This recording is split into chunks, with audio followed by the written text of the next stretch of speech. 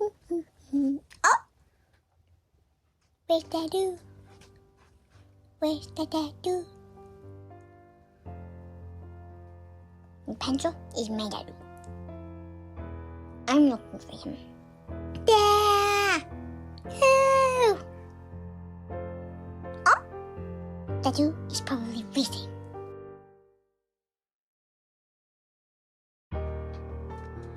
Okay, so Lead Pencil asked me to get a book by, I don't know what his name is. Well, what's his face? So it's on the 15th shelf. Okay. Okay.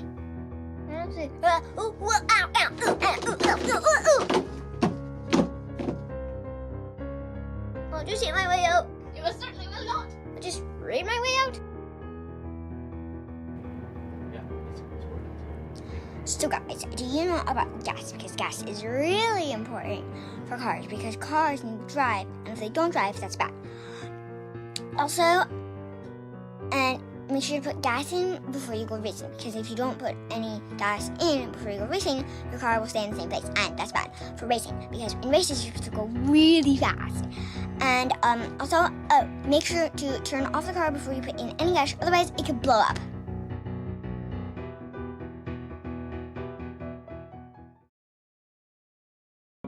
All right, friends, we're back. Sorry about the delay there. Sorry about the audio difficulties. We should be up and ready to go now. All right, let's go back to what I was saying before. Thank you for letting me know, guys, that that's what was going on. Appreciate it. BL, P1, Deep, P2, Egor, P3. Fourth place energy for Chris Wood. But Nielsen says it's Gran Turismo, and he pushes Chris wide, and he rams Egor and takes P3. It's hilarious. I love it. Number 2, good to see you. Say hi to Steven Sills. Good to see you, man. Rob, good to see you as well. Jeff Strang, good to see you, man. Appreciate you coming in. Jackhammer, great to see you. Oh, my goodness. And make sure I don't miss anybody else. Steven's doing Manufacturers Cup, so he's here, but he's not here.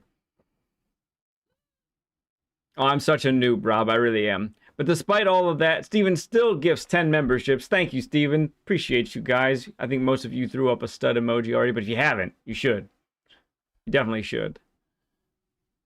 Still talking to the air. All right. Appreciate everyone. Thank you guys for coming in. So let's talk about what today looks like, shall we?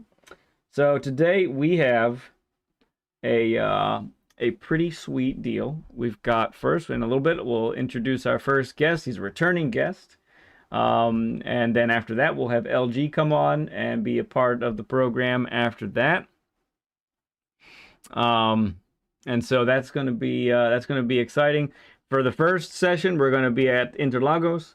For the session with EllGee, we'll be over at Trial Mountain, and excited to do that. But without any further delay, let's bring in Tangy and say hi to him.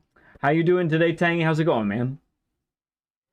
Good to have you with us today. So, you did end up doing a Learn with LwL a while back.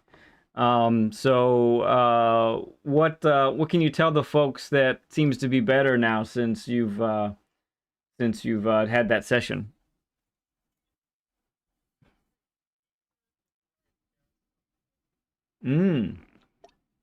Gotcha.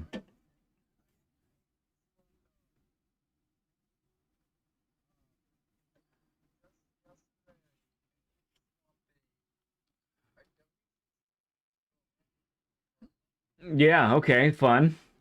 That probably made it a lot quicker, huh? Uh-huh. Okay. And something else you told me that you were able to do since our session was you got a particular license, right? In the game? Yeah, man. Your game audio is muted. They can't hear Tangy. Oh.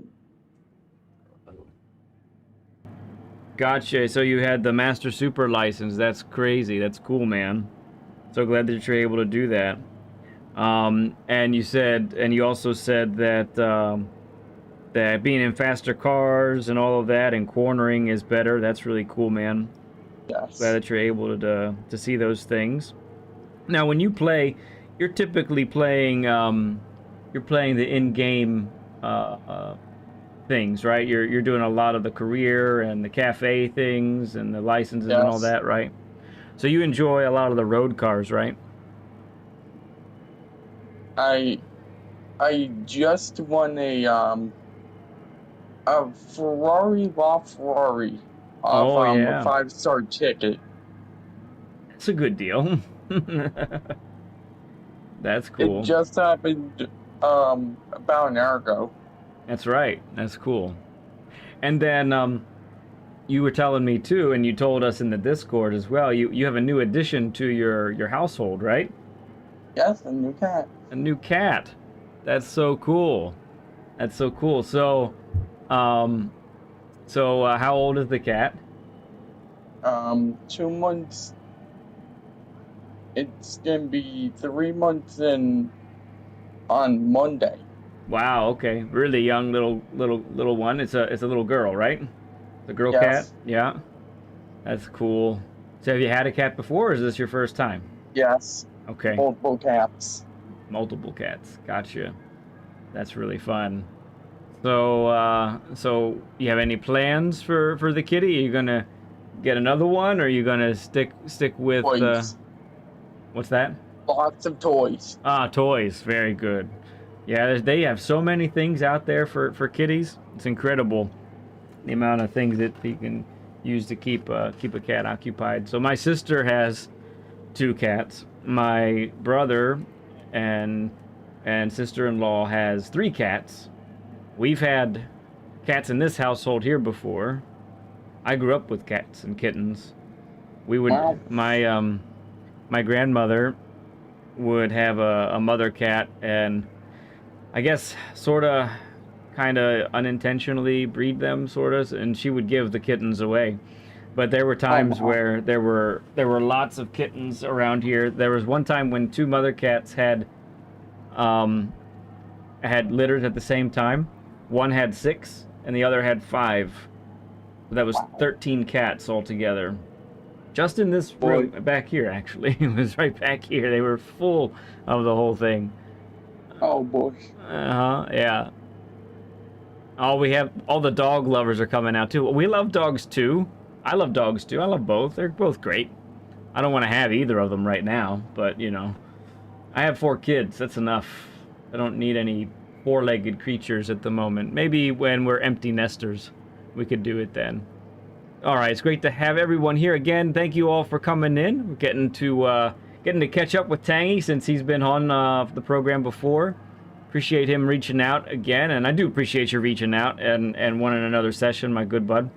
So No problem. yeah, let's go ahead and get going on the track here. So we're in our Group 4 Mustangs. This is the car that Tangy selected. I was seeing Plaka, one of the guys I race on a regular basis. He was on this track in this car, and he's making it work. So it's pretty cool. So let's go ahead and start thinking and talking about each of these corners, okay, Tangy? Okay. All right, so I'm going to stop at each braking point, okay? That's what we're going to talk about. So if you want to get right behind me, and I'm going to stop at each braking point, and then we're going to talk about how we want to enter each corner, okay? Okay. All right, so what we're doing here is we're braking in a straight line starting at the 50 board. And then we're still braking, and we're turning in all the way through here, okay? Okay. And we want to be at our slowest right at this point. Get back on the throttle. And then exit through here, and then go ahead and take as much of this corner as we can right here, right? That's what we're trying to do, okay? We stay tight to the left through this one. There's no lifting or anything. We can go full out here. Car can handle it just fine, just fine. All right, I'm going to stop at the other brake marker, which is just after the 100, okay? So that's okay. Oh. No problem. We're going back up just a little bit. Okay, it's not my real Mustang, so I don't care if you hit it. Okay. All right, so we're hitting the brakes right before this little road right here. You see that on the right side? So right after the 100 board or something like that. Okay. So, and then we're braking in a straight line through this. And then we're braking, and then turning into here, okay? We're gonna be at our slowest right here, and then on the throttle, and we exit smoothly out of this one, okay? All right, so the next one, this is a tricky corner, okay? So, I don't know, did you see my lap guide on this particular track? Not yet. Okay, so we're gonna start braking right where you are. Right there, okay? Right where you are, we're gonna start. And we'll brake right here, and we're gonna turn right at the 50 board as well, okay? So and you want to aim the car at this first apex, okay? And then we're gonna be at our slowest at this point right here. And then if we've done it right, we can get back on the throttle right at this point. We'll hit this apex as well. And then our momentum will carry us out here, okay? All right, so then we're gonna need to brake right again, right? So let me back up. You can back up behind me.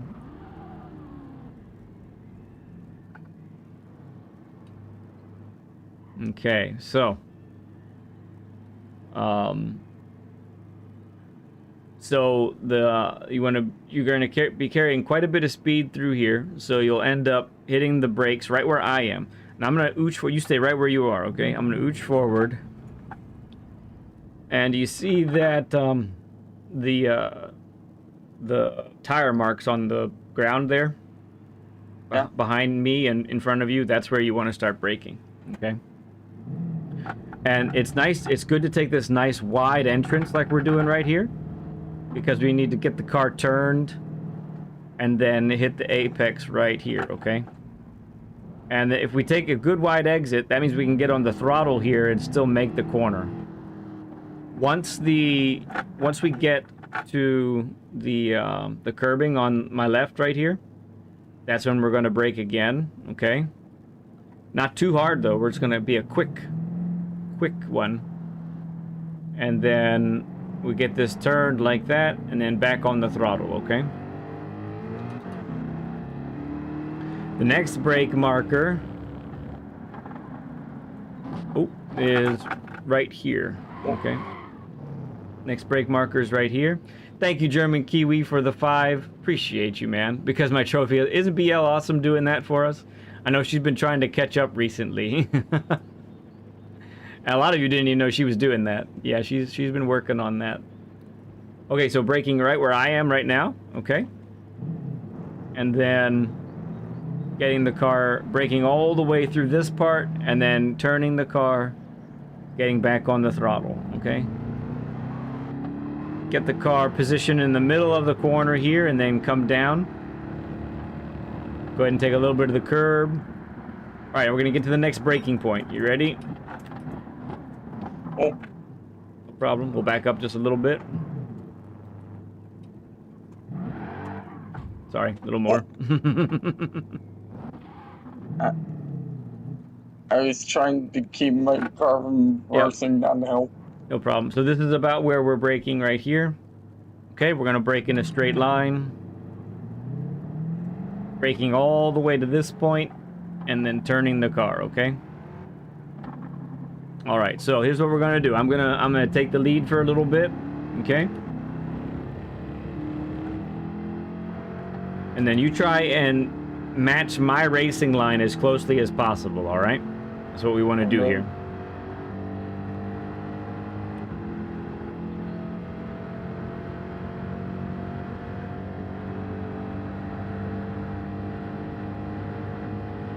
Yep, be right behind me, okay? We're not gonna go full speed yet. I'm just gonna go kinda, whoa. I'm gonna go as gently as possible. Okay.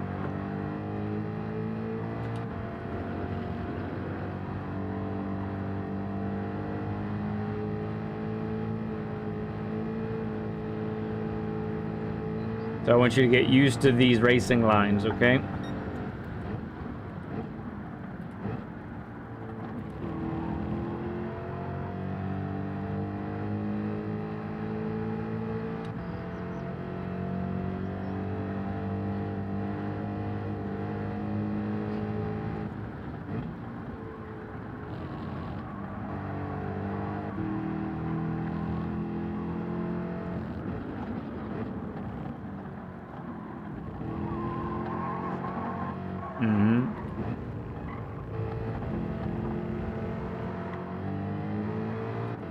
Okay.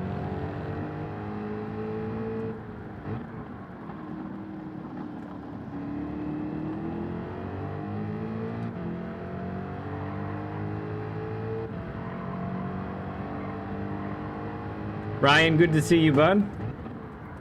Appreciate you coming in.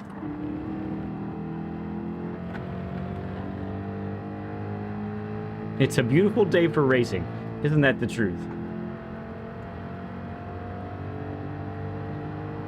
Not too cold, not too hot.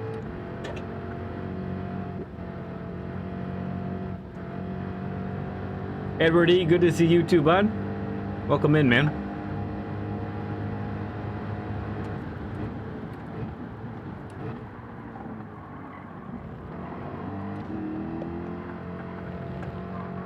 Yeah, so that first turn is pretty tricky.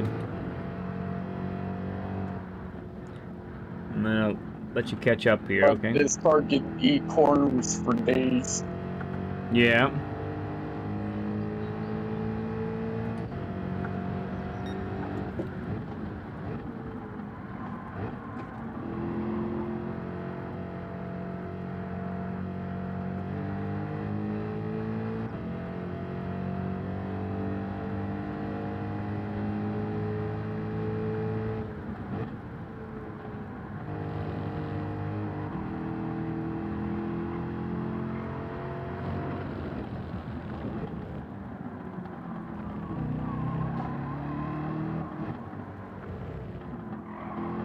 That was good. That was quite a bit better than the last time. Very good.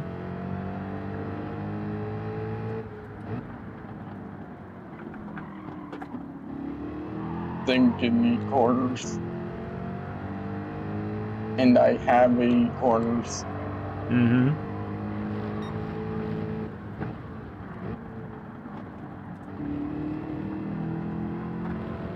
Good. Nice. All right, let's keep going here. Let's get you closer to me this time. Don't be afraid to get too close to me, okay? It's fine. I'd like you to be able to see exactly where I am the whole time.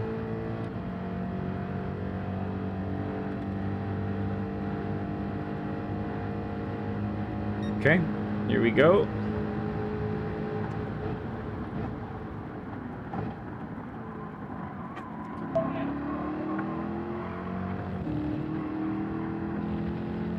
Good.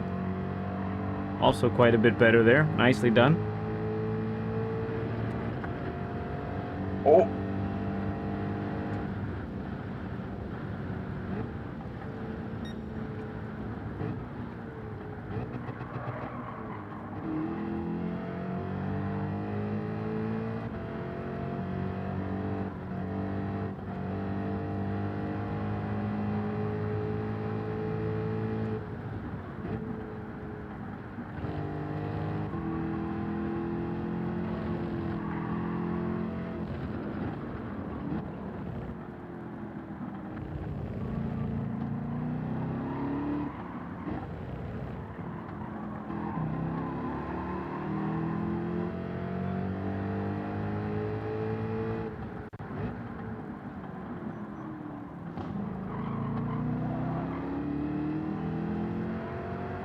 Nice.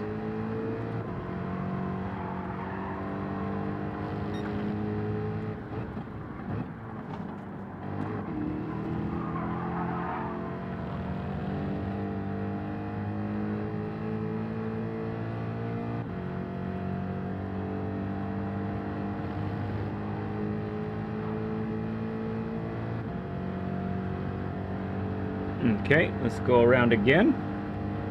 One more time, and then probably after this one, you'll go ahead and take the lead. Alright.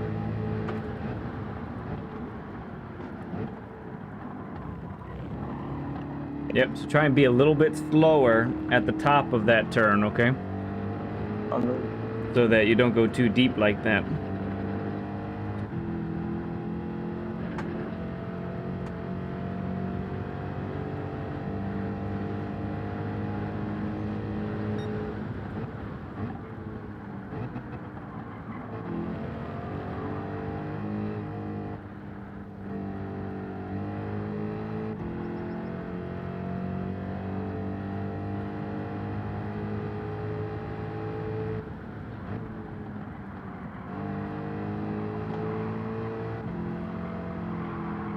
Thank you, RS. Appreciate it, man.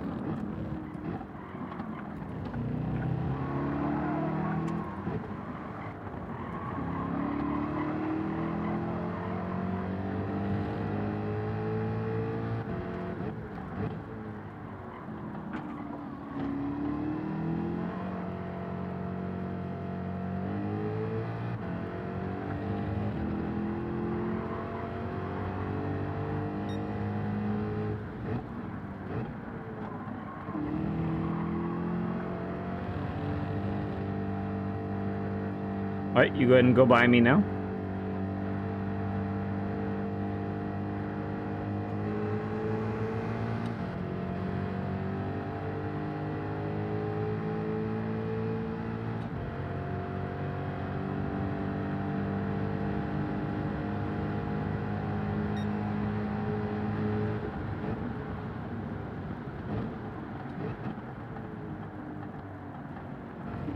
Nice. Very good line there.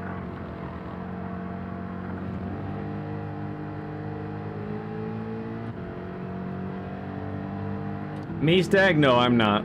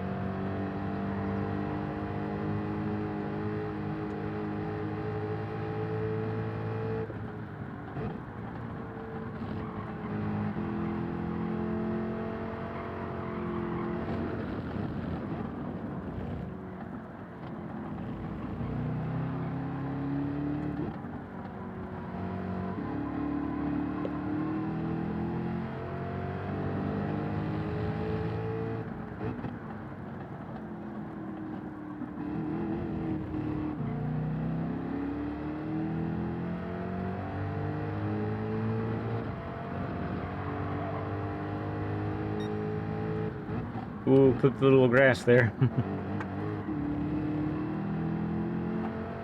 It's okay, it's a Mustang.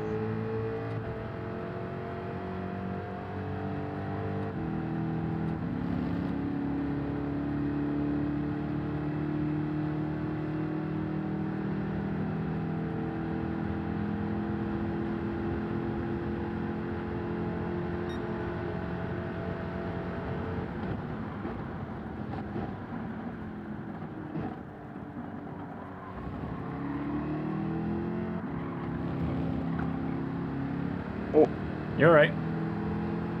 Good balls.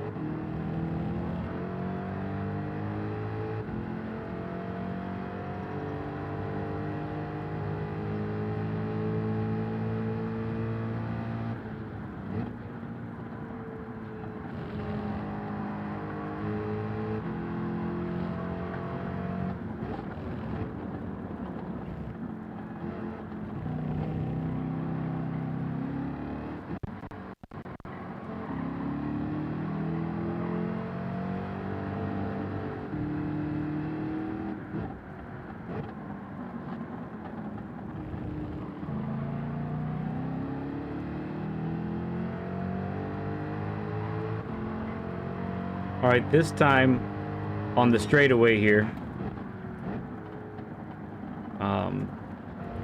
on the left turn coming up. I want you to start braking at the 50 board, okay?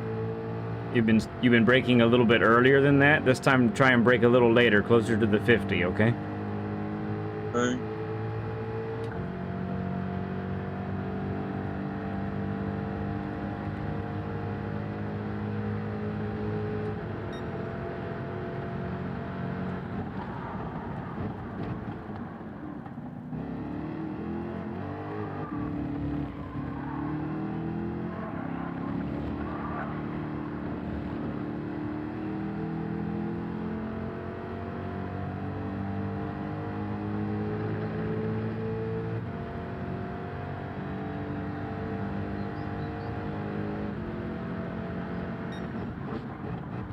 Sorry.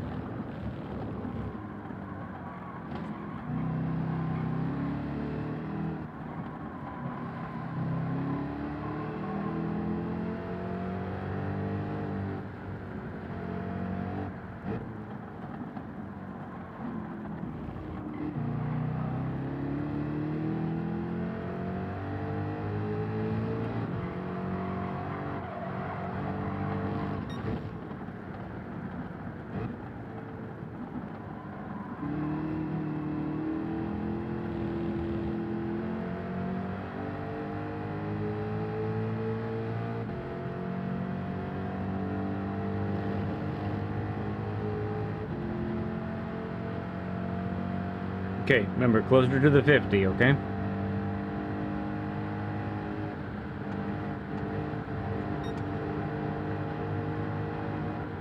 Good. Yeah, pretty good line there, Tangy. Pretty good line.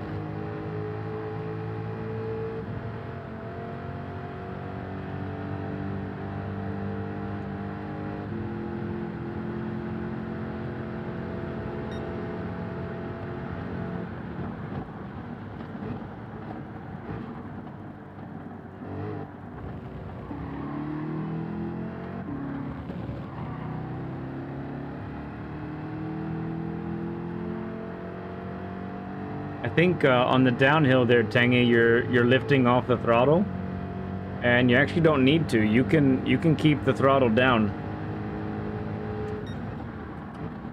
It's I can go flat out. Yeah, you can go down the hill flat out.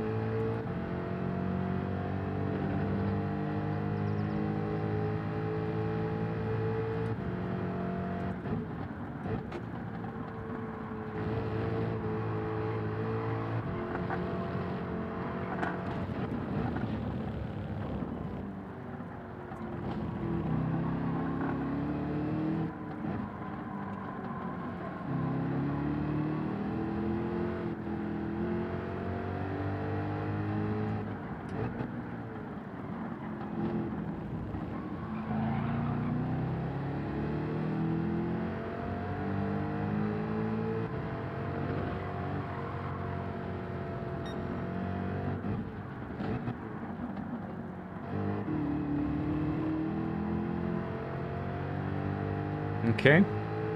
So how are things feeling right now? Is there anything that you feel like you're having trouble with? No. Not right now. Okay.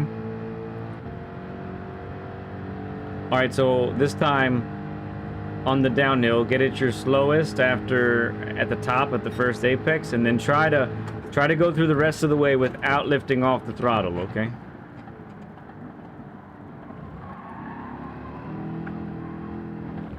No.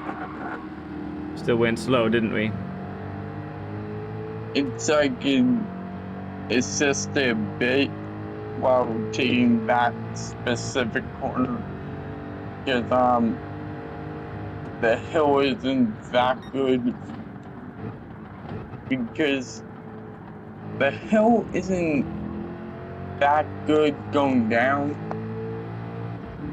but it's probably decent going up.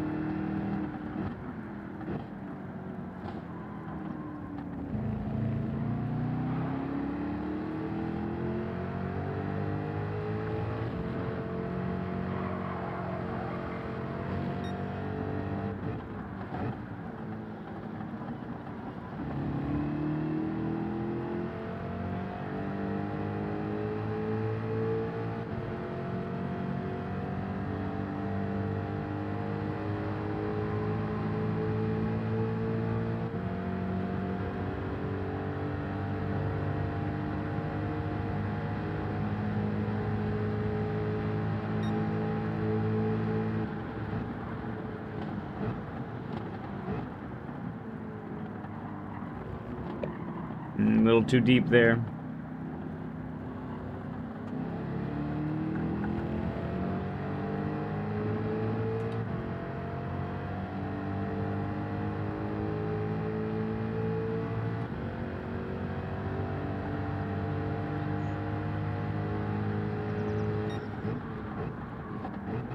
I could see this, say probably being in a terrible area for Nurse League, because there's so many hosts that folks can just slide down.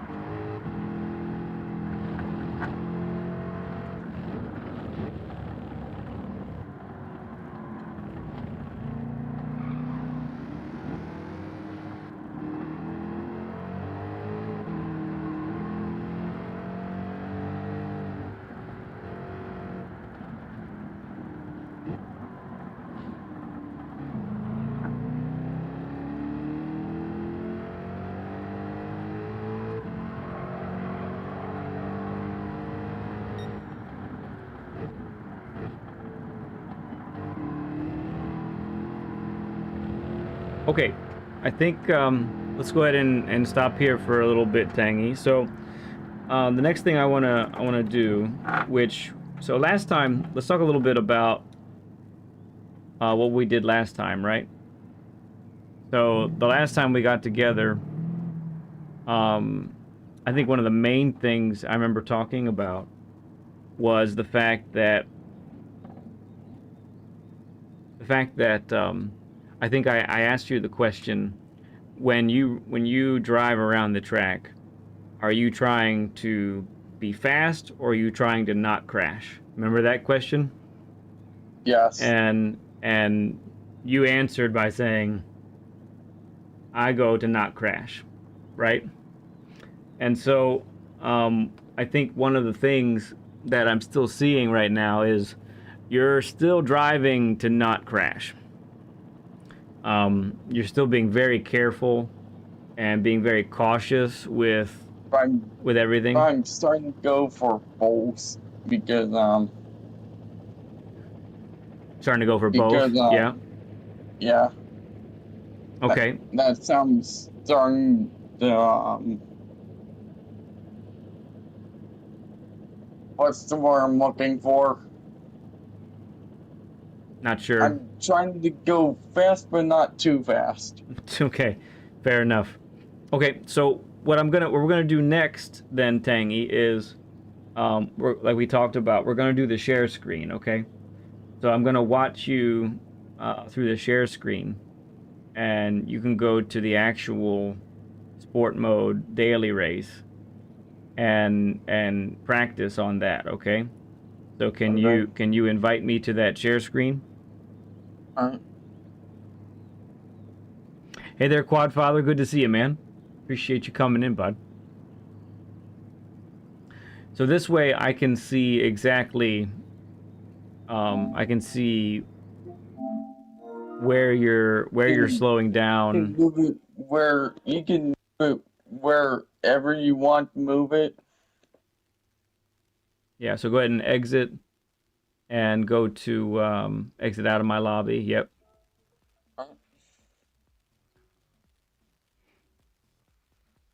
We're gonna check network environment.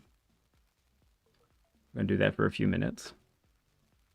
Hi, Sparkles. Good to see you, friend. Oh.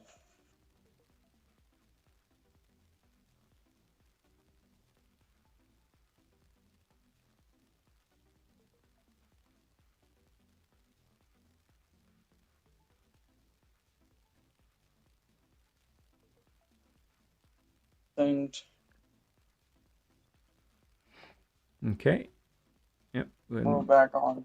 back out of there. Back out of there. It's turning my phone back on charger. Oh, okay. Because it was on 29. Uh-huh. I put it on at 1.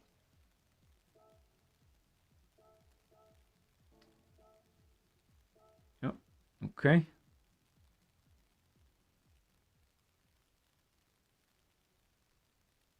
All right, let's go ahead and take a look and see what we can do, okay? Okay, what brake bounce should I put on? I would just say like 2 to the rear for you. Yeah, to the rear. Just try that.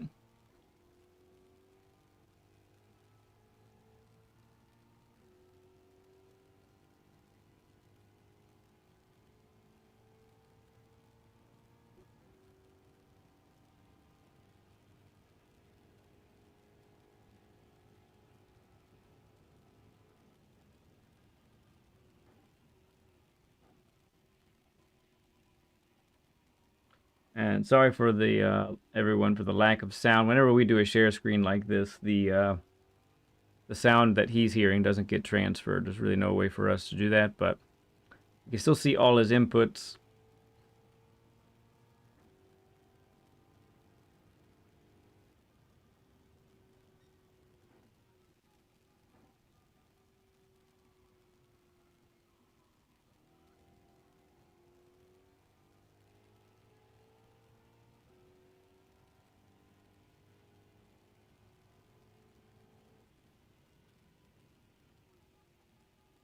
Okay.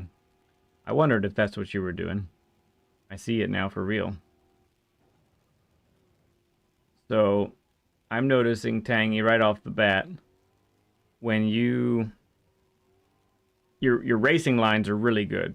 So that's a really big improvement from when you came on last time. So that's great. I really like how the racing lines are going.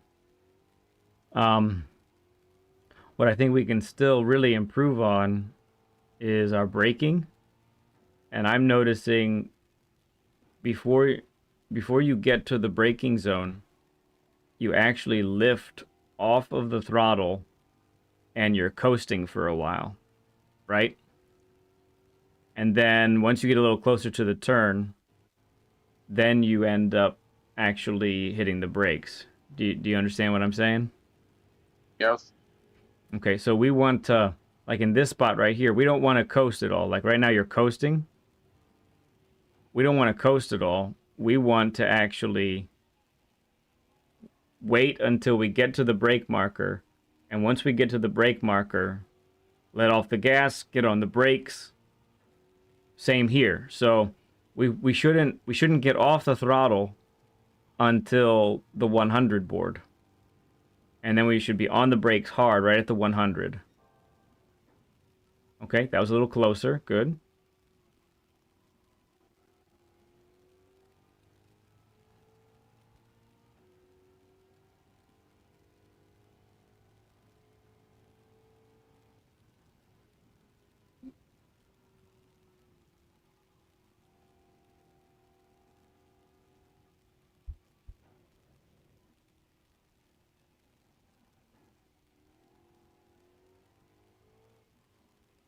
Yeah, a little more brake there.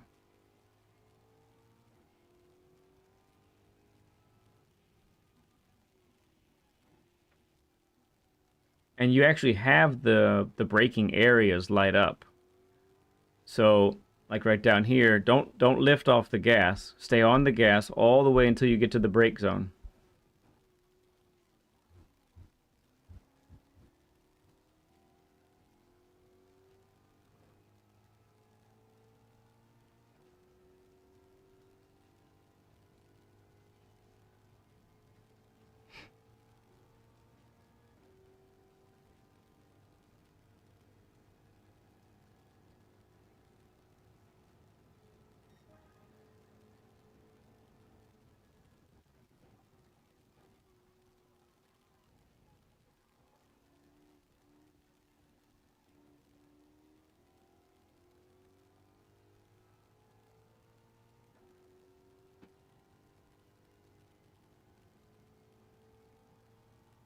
Same here. Try to stay on the throttle all the way until you get to the brake zone.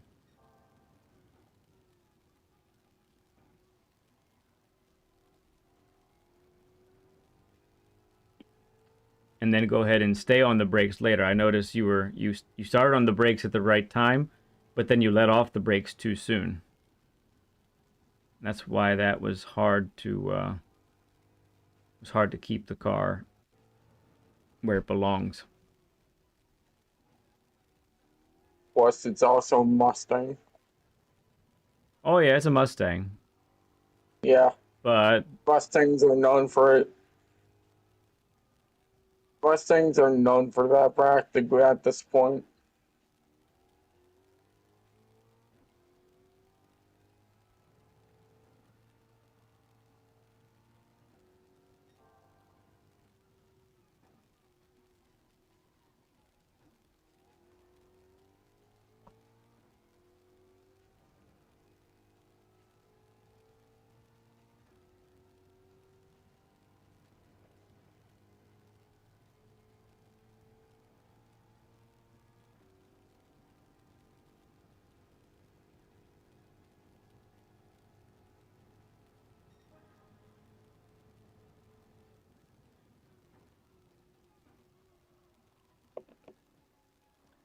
all right. And there's something else that you're doing quite a bit that's really hindering your ability to enter a corner. You want to know what that is? So the way you're hitting the brakes, you're actually you're squeezing the brakes over and over and over again. Like right now, boom, boom, boom, boom, boom, multiple times. And that's really making the car unstable. When you're braking, you should, in a straight line, you should have the brakes maxed. And then as you get closer to the apex, then you should be gradually pulling the brake off. You understand what I mean?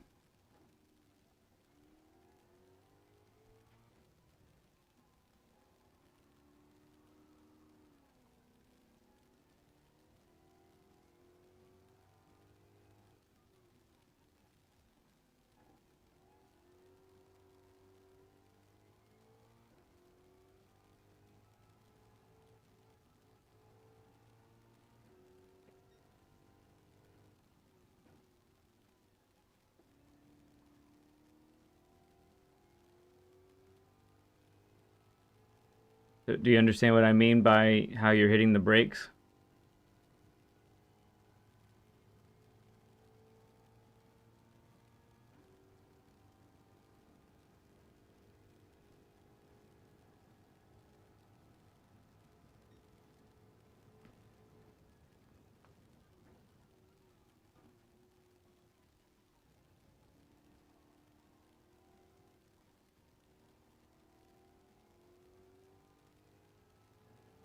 Hey, Smoke, good to see you, man. Stoking Saturday to you as well.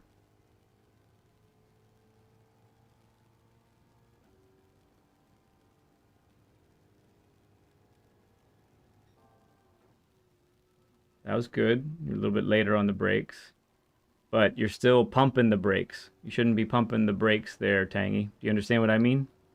I'm still waiting for you to respond, my bud. I was readjusting. I had my triggers on soft as it can be, so it's easier to brake. Mm-hmm. Yes. Yeah, that's fine. It can be easier to hit the brake pedal, the brake button on your controller, but you're pumping the brakes. You understand what I mean by pumping? Yeah. And that's not good. That's what's really slowing you down in the corners.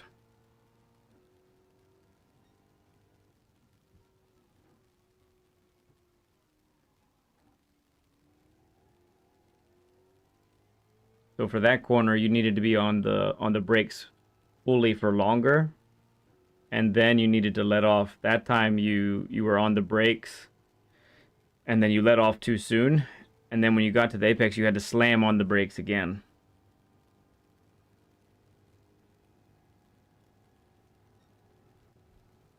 I just have to keep readjusting.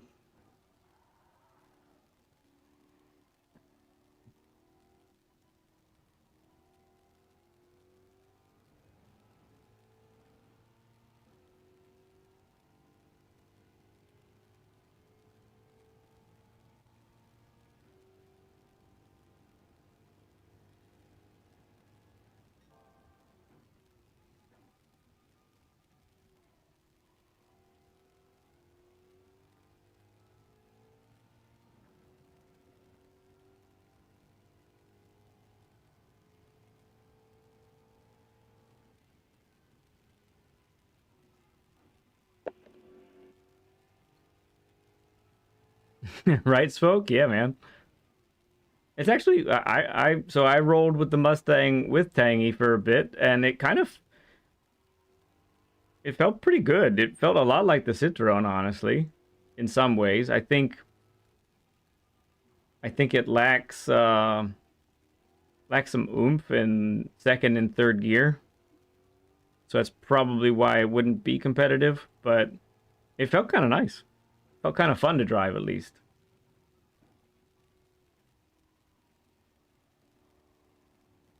Yeah, FR. Naturally aspirated too, just like the Citroen.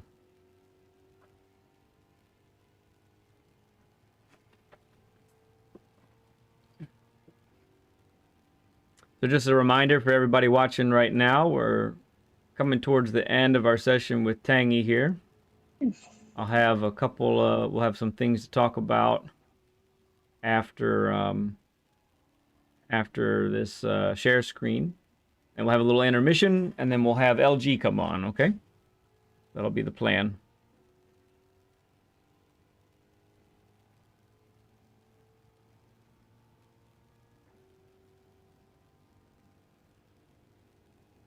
With Viper, yeah, okay. That was better. So that time you definitely did a lot better there. You were, and look, you can tell by your time. Look how much faster you are from your previous time.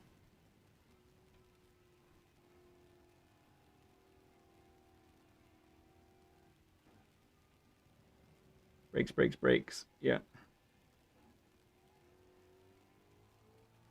Brakes, brakes, brakes.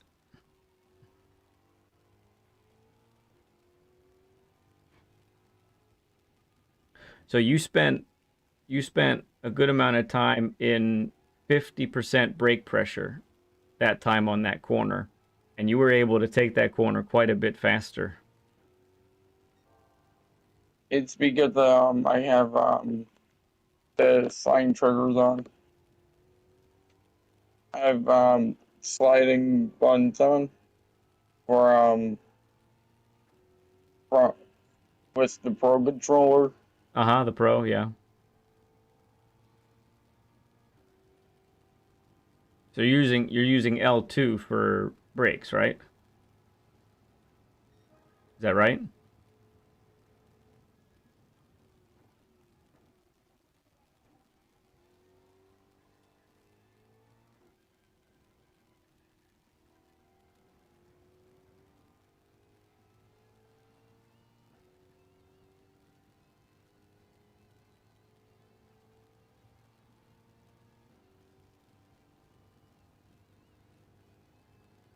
Good.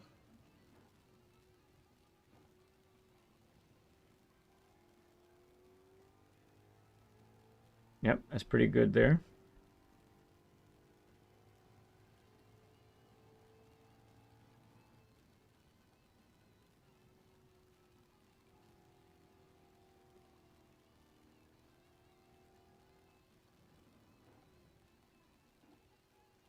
Good. That was nice entrance.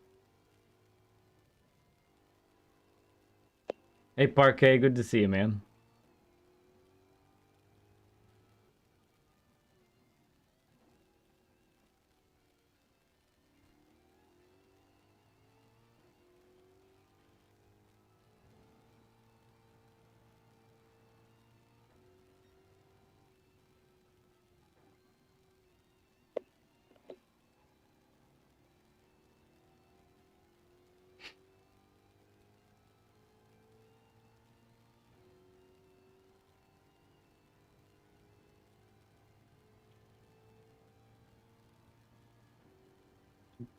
Excuse me.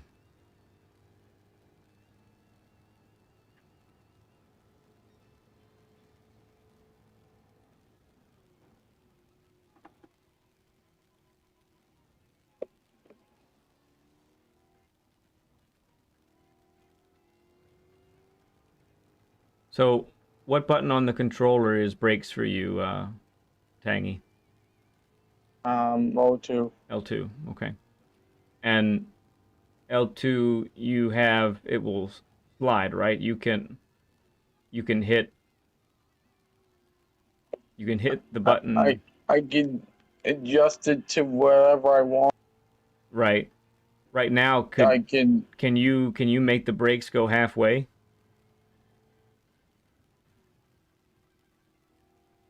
Are you able to do that? yeah. Okay.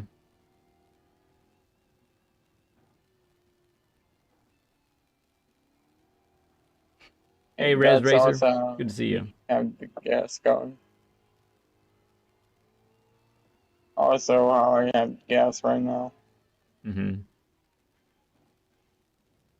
Yeah, okay. I can It's see. on I the can see you doing medium it. setting, so it's not softest and not the hardest. Uh-huh. Okay.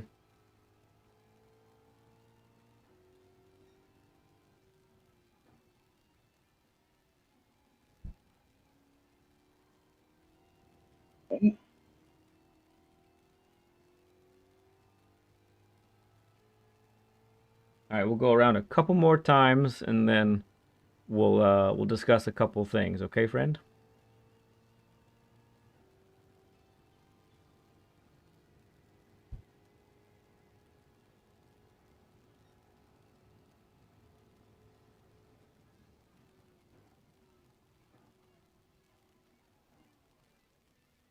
I'm not actually readjusted.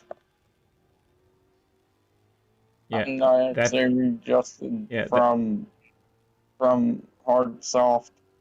that time you never got to 100% brake pressure. And you definitely needed it coming from 140 some miles an hour. Mike number 5, good to see you, bud.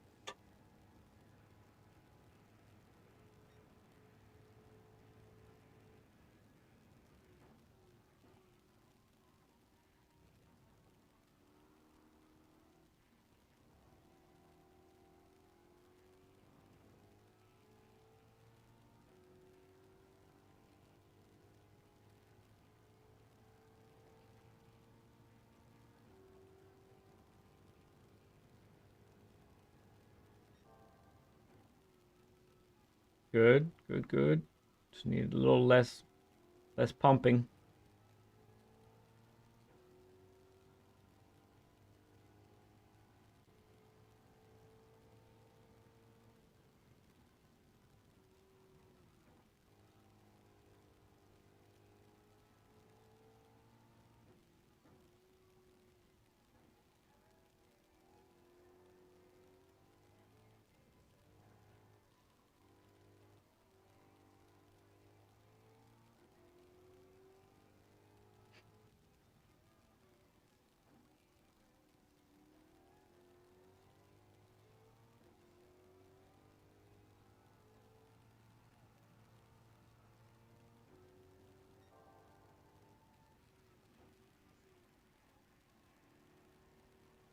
Yeah.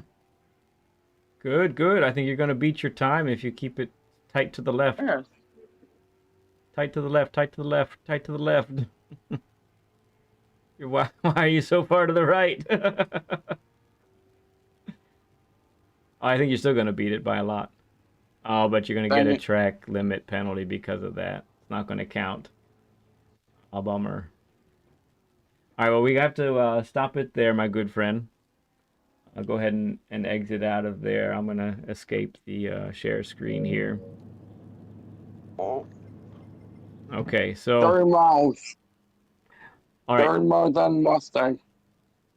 Well, listen, so no matter what car you're in, it doesn't matter what car you're in, I need you to stop 2 habits, okay? I think, and if you can write these down, I think this is going to be really critical for you to kind of take the next steps in your driving, okay? So I got 2 things. You ready for them? Give me a minute to open my notes Okay. on my laptop. All right. Good deal.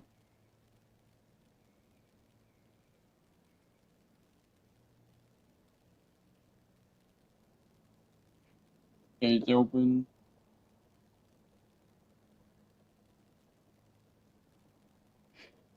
All right.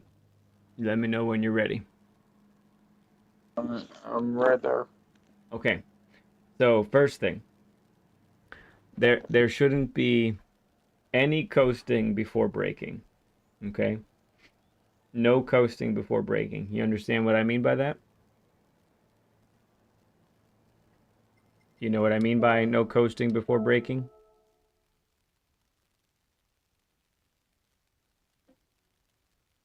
That's run down. Okay.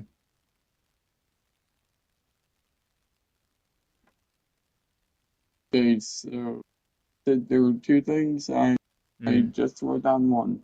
Okay, so the first one is no coasting before braking. You got that one down? Yes. Okay. Do you understand what I mean by that, or you want me to explain it Yes. some more? Okay. Yes. So right now you've got the assist up where it gives you the braking zone, right? The red braking zone. So at the very least, when you are approaching that braking zone, make sure that you don't lift off the throttle well before that braking zone. I want you to be on the throttle all the way to that braking area. And then when you get there, you're off the throttle and you're on the brakes. Make sense? Okay? All right. And then let's talk about the second thing. All right. Number 2 is no pumping the brakes while trying to slow down. All right. You got that one?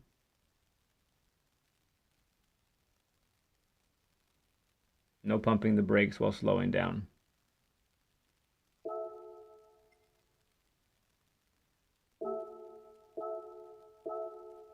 That sound. Are you still there? Yes. Okay, yeah. No pumping the brakes while slowing down. So don't spend time while you're braking. Don't pump the brakes going from max brake pressure to no pressure to back to max brake pressure to no pressure. I watched you do that quite a bit. And I can see how it was helping you get stopped. It was helping you slow down, but it's making you really inconsistent. So I think if you work on those two things, especially, that's going to help you a lot. And there are many other things too that we could talk about, but I don't want to overload you. So really, those are the two biggest things that I think that you need um to work on. Okay, bud? Okay. Okay. Do you have any questions for me at all? No. All right. Well, I really appreciate you coming on again and joining problem. us and hanging out for a while. It means a lot that you guys, all of you guys that want to do this, you come on and you hang out with us. You work on those two things, Tangy, Good. and really make sure that you work on those two. Okay. It's Okay. gonna make a really big difference if you do that. I think you'll enjoy the driving a lot more too, because you'll be in a lot more control when you do that. Okay, bud? Okay. Okay, my friend. Well, we're gonna sign off for now. I'm wondering if were you able to get your Learn with Lead bumper stickers downloaded before? Yes. Oh, very good. So have you put those on any cars yet? I put on one, but the Honda was too small. Oh, okay, gotcha.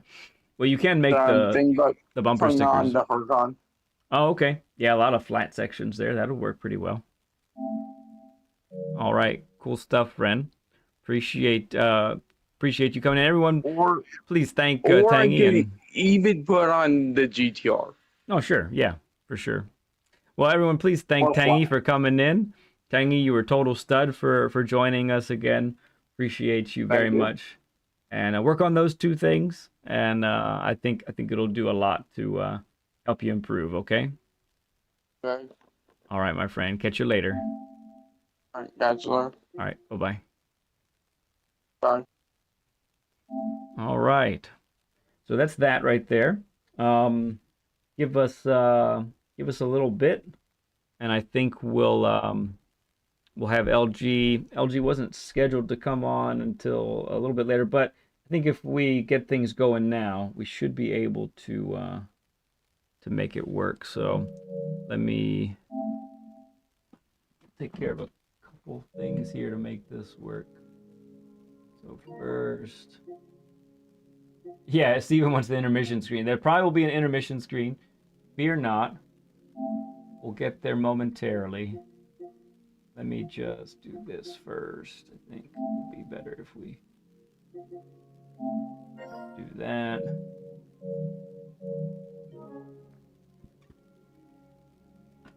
Intermission screen. All right. So now I need to do that here. There's Tangy. Appreciate you, man. You have a lot of people throwing studs up for you, Tangy. Okay. Yep. Let me get things rolling here with LG. So I will be back momentarily.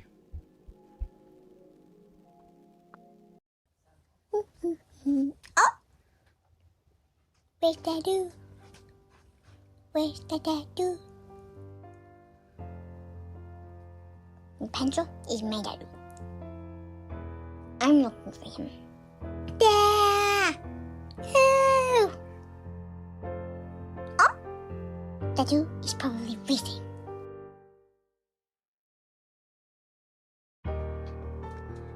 Okay, so Lead Pencil asked me to get a book by, I don't know what his name is. Well, what's his face? So it's on the 15th shelf. Okay. Okay. Oh, ow, ow, ooh. I'll just hit my way out. You most certainly will not. I'll just read my way out. So guys, do you know about gas? Because gas is really important for cars, because cars need to drive, and if they don't drive, that's bad. Also, and make sure to put gas in before you go racing, because if you don't put any gas in before you go racing, your car will stay in the same place, and that's bad for racing, because in races you have to go really fast. And also, make sure to turn off the car before you put in any gas, otherwise it could blow up.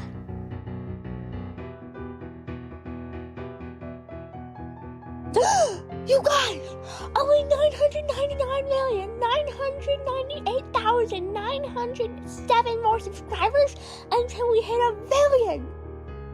At our current rate, it's gonna take like 3,153,600,000 seconds.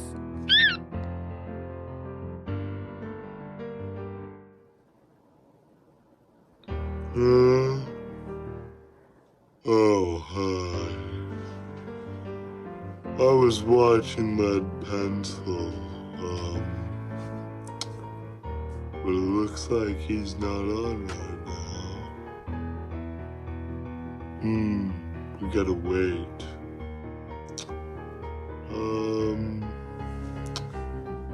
What to do? Oh, I'll take a nap.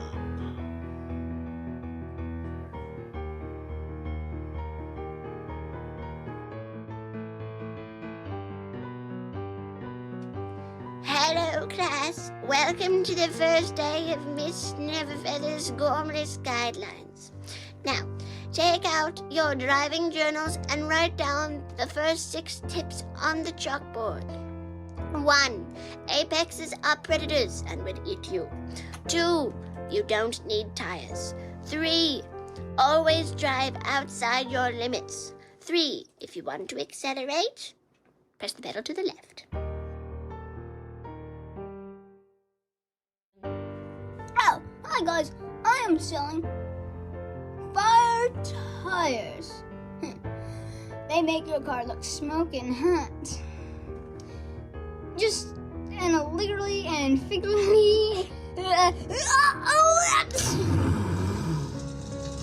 I guess I don't need to use the blowtorch. Anyway, if you need to pick up a pair, visit Enzo's www, and some more W's and another W.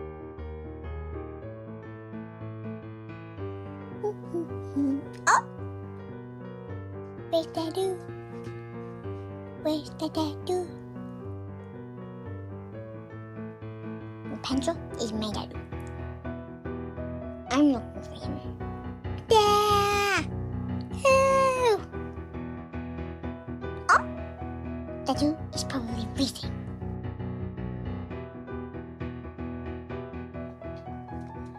Okay, so Lead Pencil asked me to get a book by, I don't know what his name is. Well, what's his face? So it's on the 15th shelf. Okay. Okay.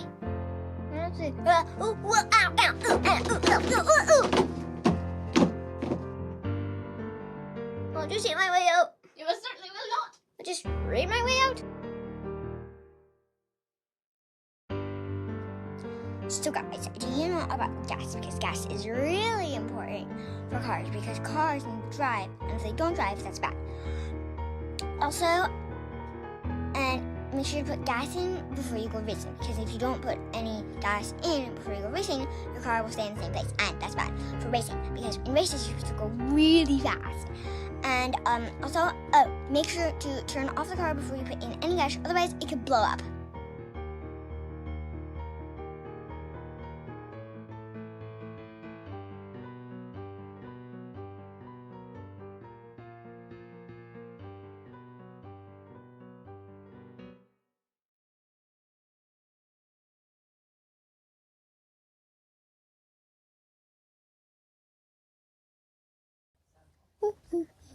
Oh! Where's Dadu? Where's the Dadu? The pencil is my Dadu. I'm looking for him. Dad! Oh! Dadu is probably racing.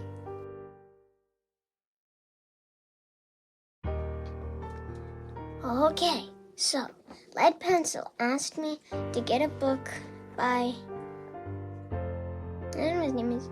Well, what's his face? So it's on the 15th shelf. Okay. Okay.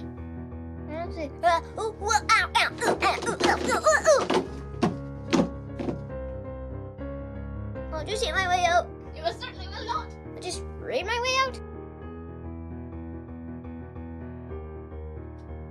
So guys, do you know about gas? Because gas is really important for cars because cars need to drive, and if they don't drive, that's bad. All right, my friends, good to have everyone still here. Appreciate you hanging out, waiting for that. The intermission screen now is a little more entertaining, just a little bit, So it's good times. Glad to do that. So we're on our second half of Learn with Lead today, and I feel like this has been a good day so far. Now we get to say hi to LG. LG, how's it going, friend? Hey man, how you doing? It's good. Great Hello, to have chat. you. Hey man, this is fun because here we go. We got somebody that so many people in chat know you, but here we get a chance to actually hear you. So this is pretty cool. Yeah, right on, man. Hey, and fair shout out to Tangy. Great job in the first session, bud. Yeah, exactly. Yeah, man. No doubt. So, all right, let's. So you're. I think I met you. I think the first time I saw you was in a Greasy chat. I'm pretty sure that's the case, right? It was. Yeah, probably chat to chat. Like, hey, there's LG. And I even think it's possible. I could be wrong, and we didn't talk about this on Wednesday, but I was thinking about it afterwards. I think somebody in chat was kind of pointed you in my direction. If I remember right, I can't remember if that's the case or not. If I'm wrong, I could be mixing you up with someone else. But I think you were in chat, and like Jackhammer posted a link to your channel. Yeah, sure. And I came over and joined and subscribed. Got it. Okay. And I started watching and became a subscriber of the Lead family. Mm-hmm. Indeed. Yeah, because I do remember like talking with you a little bit. And then either the next stream that I had or pretty close after that, you popped in, and you kind of been a regular ever since. And yeah, I enjoy it. And I really appreciate you, man. It means a lot that you consistently hang out with us, and you make chat quite a bit of fun. You definitely do. I try. Yeah. All right. Everybody's saying hi to you in chat. We got BL saying hi. We got Steven saying hi. We got Rob. Mr. Sills. Mike number 5. Mr. 5. Chris Wood calling you a stud. Outstanding. Yeah. So all those. And Mike number 5 says, those aren't Swifts. Well, no, but I did do up a new library for a Swift while I was watching the first screen. Oh, there you go. See? So there you have it. So, well, we can't be in Swifts right now because for this one, we have Group 3 cars with racing softs on. Yeah, and you got me this for cocked BMW. I did. So you were tell the friends what you were running first. I started in the Porsche, the 911. I did my best time in that, and then I switched over to the AMG and bettered that time. And I hate this car. I mean, I really hate this car. But Led did his time in this one. I was like, you know what? I hate this car so much. I spin it constantly. This would be the best one for me to learn it, right? I mean, normally if I'm doing a Group 3, I'll jump in a mid-engine rear drive. Yeah. I gravitate toward the 4C quite a bit. I feel like it's really easy to drive, and it kind of fits my style. But getting better with the front engine rear drive cars is something that just I have to do. And I'm only like recently, and I don't know how many of you guys in chat have done this, but like I started with all the assists on, right? I mean, traction control at 2, the stability control, and what's the other one? The spin or the counter steer assistance. Counter steer assistance. I still have that on 1 or on weak because I saw you run it Led. I do on weak, and I was like, if it's good enough for Led, it's good enough for me. But I have gone away from traction control and the other one, so I'm 0 unless I'm on hard tires. Sometimes I'll switch it to 1 because I'm not that good with the throttle, man. I suck. Yeah. Well, I'm just ham-footed.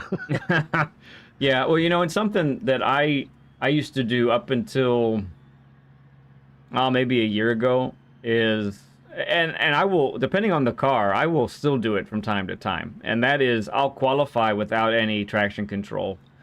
But during the race, no, I have it on 1 because of different lines that I might have to take, different things that I might have to do. And with my setup, I don't necessarily feel that power oversteer until it's too late. And it can really wreck a race, and I'd rather not wreck a race and deal with TCS1 and you know, I pay attention to it because it'll flicker when it's on, right? I mean, you can have it on 1 and it'll never come on if you're driving right. If you're driving right, it'll never be there. Yeah, exactly. I use it as a nanny, kind of like, you know, if it saves me from spinning, that saves a race. Mm-hmm. You know. Yep, totally agree. Totally agree. And for this session, I'm not using it. So be prepared, everybody. If you get car sick or motion sickness, I would recommend taking some Dramamine right now. Right now, yeah. I will spin. Gonna make everybody dizzy when we do the share screen, huh? Make myself dizzy. So we could go many places here, but I think I want to start with you actually have. You're doing sim racing now, but you have a background in actual racing, which is always really cool. Let's talk a little bit about that. Like what background do you have, and tell us a little bit like the stuff that you told me on Wednesday. Yeah, so back in the early '90s, so from '90 to '96, I was a professional motorcycle racer. I raced Western Eastern Road Races Association. They call it WERA. Ran AMA, did a bunch of the stuff down in Texas as well. Here I'm in Kansas, so you know I kind of anything within an 8-hour radius, you know, go to Brainerd, Minnesota, Road America. Went up to Groton, Michigan a couple times. Okay. But I've raced Daytona 5 times. Kind of all over. Never really made it out to the West Coast, but a lot, you know, basically from the middle of Midwest over to the East Coast. I've been to most every track over there. Wow. So you did that. So you did it, you know, really competitive. You got pretty close to, I guess, what would be considered pro, right? Like, I mean, you were pro, but like the top end. And so the progression is like amateur, expert, and then pro and AMA. Okay. And so I was an amateur my first year. Immediately went expert the next year. Didn't finish outside of the top 5 in any of the races that I'd done.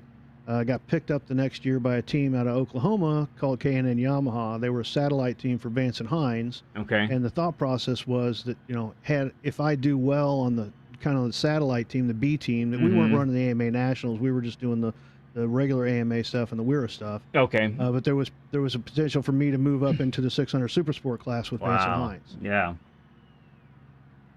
And yeah, go ahead. I mean, I had a pretty good crash in Putnam, Indiana, and that kind of put everything on the back burner. I mean, the team picked up another, you know, somebody to replace me while I was on the mend. Right. And by the time I did come back, the team owner was like, you know, well, we need you to try out again. You know, we need to make sure that you haven't, you know, you had a big off, right? I was in the hospital. I broke 3 vertebrae, 7 ribs, a bunch of other bones, stuck a couple ribs into my right lung. Yeah, I was in pretty dire shape. Pretty rad. Pretty bad shape. Yeah, and well, I mean, I still raced. I think the last race I did was in like 2001, but it was different. You know, I wasn't doing the win at all costs. It was more like, you know, just go out there, have fun, don't fall down, don't crash, don't tear up the bike, and have a beer at the end of the day. You know, and Got it. I was still fast. I still won a ton of races, but you know, it just wasn't the same. Right. Right. I mean, there was guys that I raced with that went on to be hugely successful. Like Colin Edwards, I don't know if you guys know who he is. He was a World Superbike champion. He raced the Telefonica Hondas with Valentino Rossi. Raced with the Hayden, Nicky Hayden, Tommy Hayden, that Roger sounds Lee familiar. Hayden. Yeah. Nicky was a world champion, a MotoGP world champion, AMA Superbike champion. They were like 6 and 8 years old now when I was racing with them. All right, so don't think I wasn't that level. We were on these little RS-125s, and we were on Honda F2s, 600 F2s, and you know I could go out there and I could beat them. But I mean, they got so much faster than me. Wow, incredible, wild, man. So do you still have a bike? Do you still ride, or how does that work for you now? No, I think the last crotch rocket I had was I don't know, 98 GSXR 750, and once you've ridden those things like to their limit on the track, they're I don't know why people like to ride these bikes on the street. They're no fun, man. I mean, yeah, you can go out and you know get in a pack and you can go do some burnouts and some wheelies and do fun stuff like that, but you're never going to push that bike to its limit. Interesting. Yeah. And, so why have a car that's capable of it if you can't even take it there?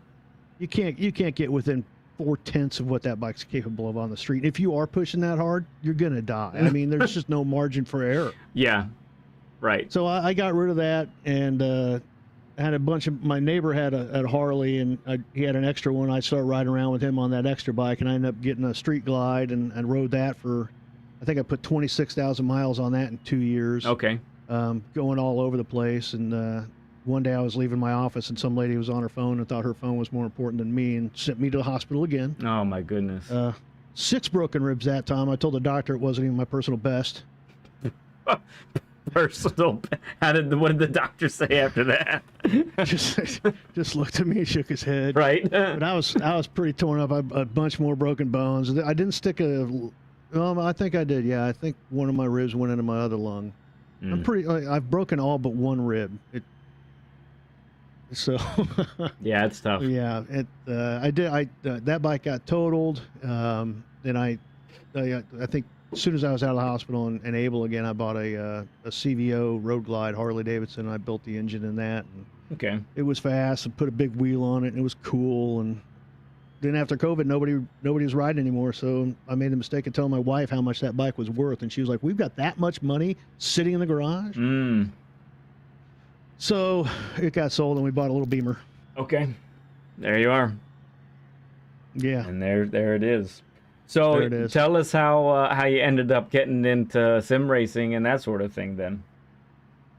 Well, I've played every iteration of Gran Turismo. I mean, like when I was racing, we had a PlayStation wired up in the van, and we played Gran Turismo in the van. Oh, that's hilarious. That's great. So I've played just about every one of them, and I was a pad player for forever and ever. Mm-hmm. And it was this year I was struggling with that. What is it? The Human Comedy Lego Maggiore race, where like I could not beat that damn thing, and I was about to break the damn controller, just chuck it. I might have broken one TV. For some reason I have way too many TVs. Okay. And I went out and I think Micro Center had there's Micro Center not too far away from me. They had this GT Racer rig. I think it's Next Level Racing rig in stock, and they had the G923 wheel in stock. So I just went and I bought all that, put it together, and beat that race the first time I tried. It was immediately faster than I was on the pad. I do think that the pad has pluses and minuses. I think it's easier after you've crashed. It's a hell of a lot easier to get back on the track when you're on a pad. I think it's easier to catch a slide when you're on a pad. Yeah, I see that. I think it's the one thing I noticed I was really, really bad at on the pad was you can't feel the front end. So, I was just turning all the way to the left or turning all the way to the right. Well, once I went to a wheel, I realized, holy crap! I'm just pushing the car. I'm just washing out the tires. You're shoving. The time, Yeah, exactly. Right, and the wheel definitely it allows you to feel understeer really well. And actually, the G923 does a really good job. It'll not only will you feel it, you'll hear it too. Yeah. In most cases. Which is why I don't use it anymore. The wife didn't like how loud it was. Yeah, so you started on the G923. You had that for like about half a year, right? And yeah, I think I bought that in like February. So that's when I started the wheel experience. And then maybe 4 months ago, I bought the T598. Okay. And how has that treated you? Yeah, I mean it's smoother. It's light years different than the 923, as you can imagine. I haven't played on anything else, so I've got no other frame of reference. But it's infinitely smoother, and I know there's wheels with more torque, but this thing will break your freaking wrist, man. Yeah, it's got like an overboost on it. I've got the Ferrari wheel on there, and that's where it really gets hard. You're all crossed up, and somebody smashes you. It's like I swear I've sprained my wrist before playing this thing. Yeah, I mean it can go up to 9 Newton meters. That's a chunk of force. There's no doubt about it. I know German Kiwi. He has a Fanatec, and that obviously has more, but he's he's hurt his hand because of getting wrecked and getting shoved into a wall and that kind of thing. It's nuts. So you, speaking of Kiwi, you know, when Kiwi came up and asked about a session, his thing was he's really great at road cars, pretty dominant in Group 4 cars, but Group 3s were his kryptonite, and he really couldn't make those work. And it sounds like to me, based off our conversations, you have a little similar experience, right? You really have a tough time managing this power oversteer. Yeah, once I get out of the Swift, everything else I can't drive. No, I mean, Group 3s, Group 2s, the Formula cars. I mean, I've got to turn the assist on the Formula cars. Gotcha. It's just where I'm at. I'm not talented enough. No, that's a lot of power in a really light car. Not so bad in the fast turns, but if you get a hairpin where you gotta be pretty slow, yeah, that can be pretty dangerous. Yeah. So you, as far as ranking goes, you've gotten all the way up to A rank, correct? Yeah, I'm A. Yeah. Barely. I think I'm like 3,000 points into A. Okay. I got A on this track in reverse, and I haven't touched that account since. Right. You want to preserve I that. race on my alternate accounts now. Yeah, I understand. And there's a lot of people that do that. I've seen that a lot. If I'd have put as much time into this one account as I have the 4 other accounts I have, I'm sure I'd be A+ by now. Okay, gotcha.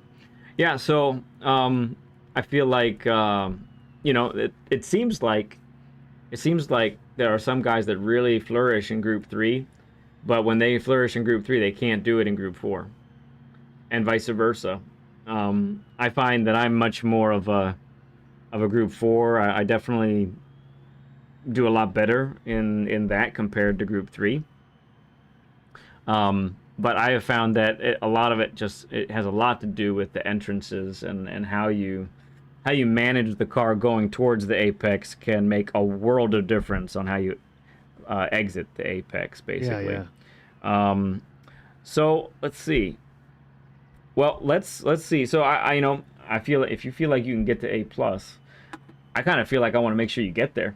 I want you to. I mean, I had a goal this year, right? When I first started online racing, I'm watching all the streamers, and I was like, all right, I don't think A+ is where I'm going to be, right? I mean, that seems like way out there. But I was like, if I could get to A this year, I think that I would consider that a win, and I was able to do that. Yeah. And I'm really happy with that. And I remember, I think you were in one of the chats one time, and it was at Sardinia, and I think the Mazda was like the car, and I ended up in a race with a bunch of the greasy folks, and I was like, I can't get out of this Mazda because I'm too close to make an A right now. Yeah.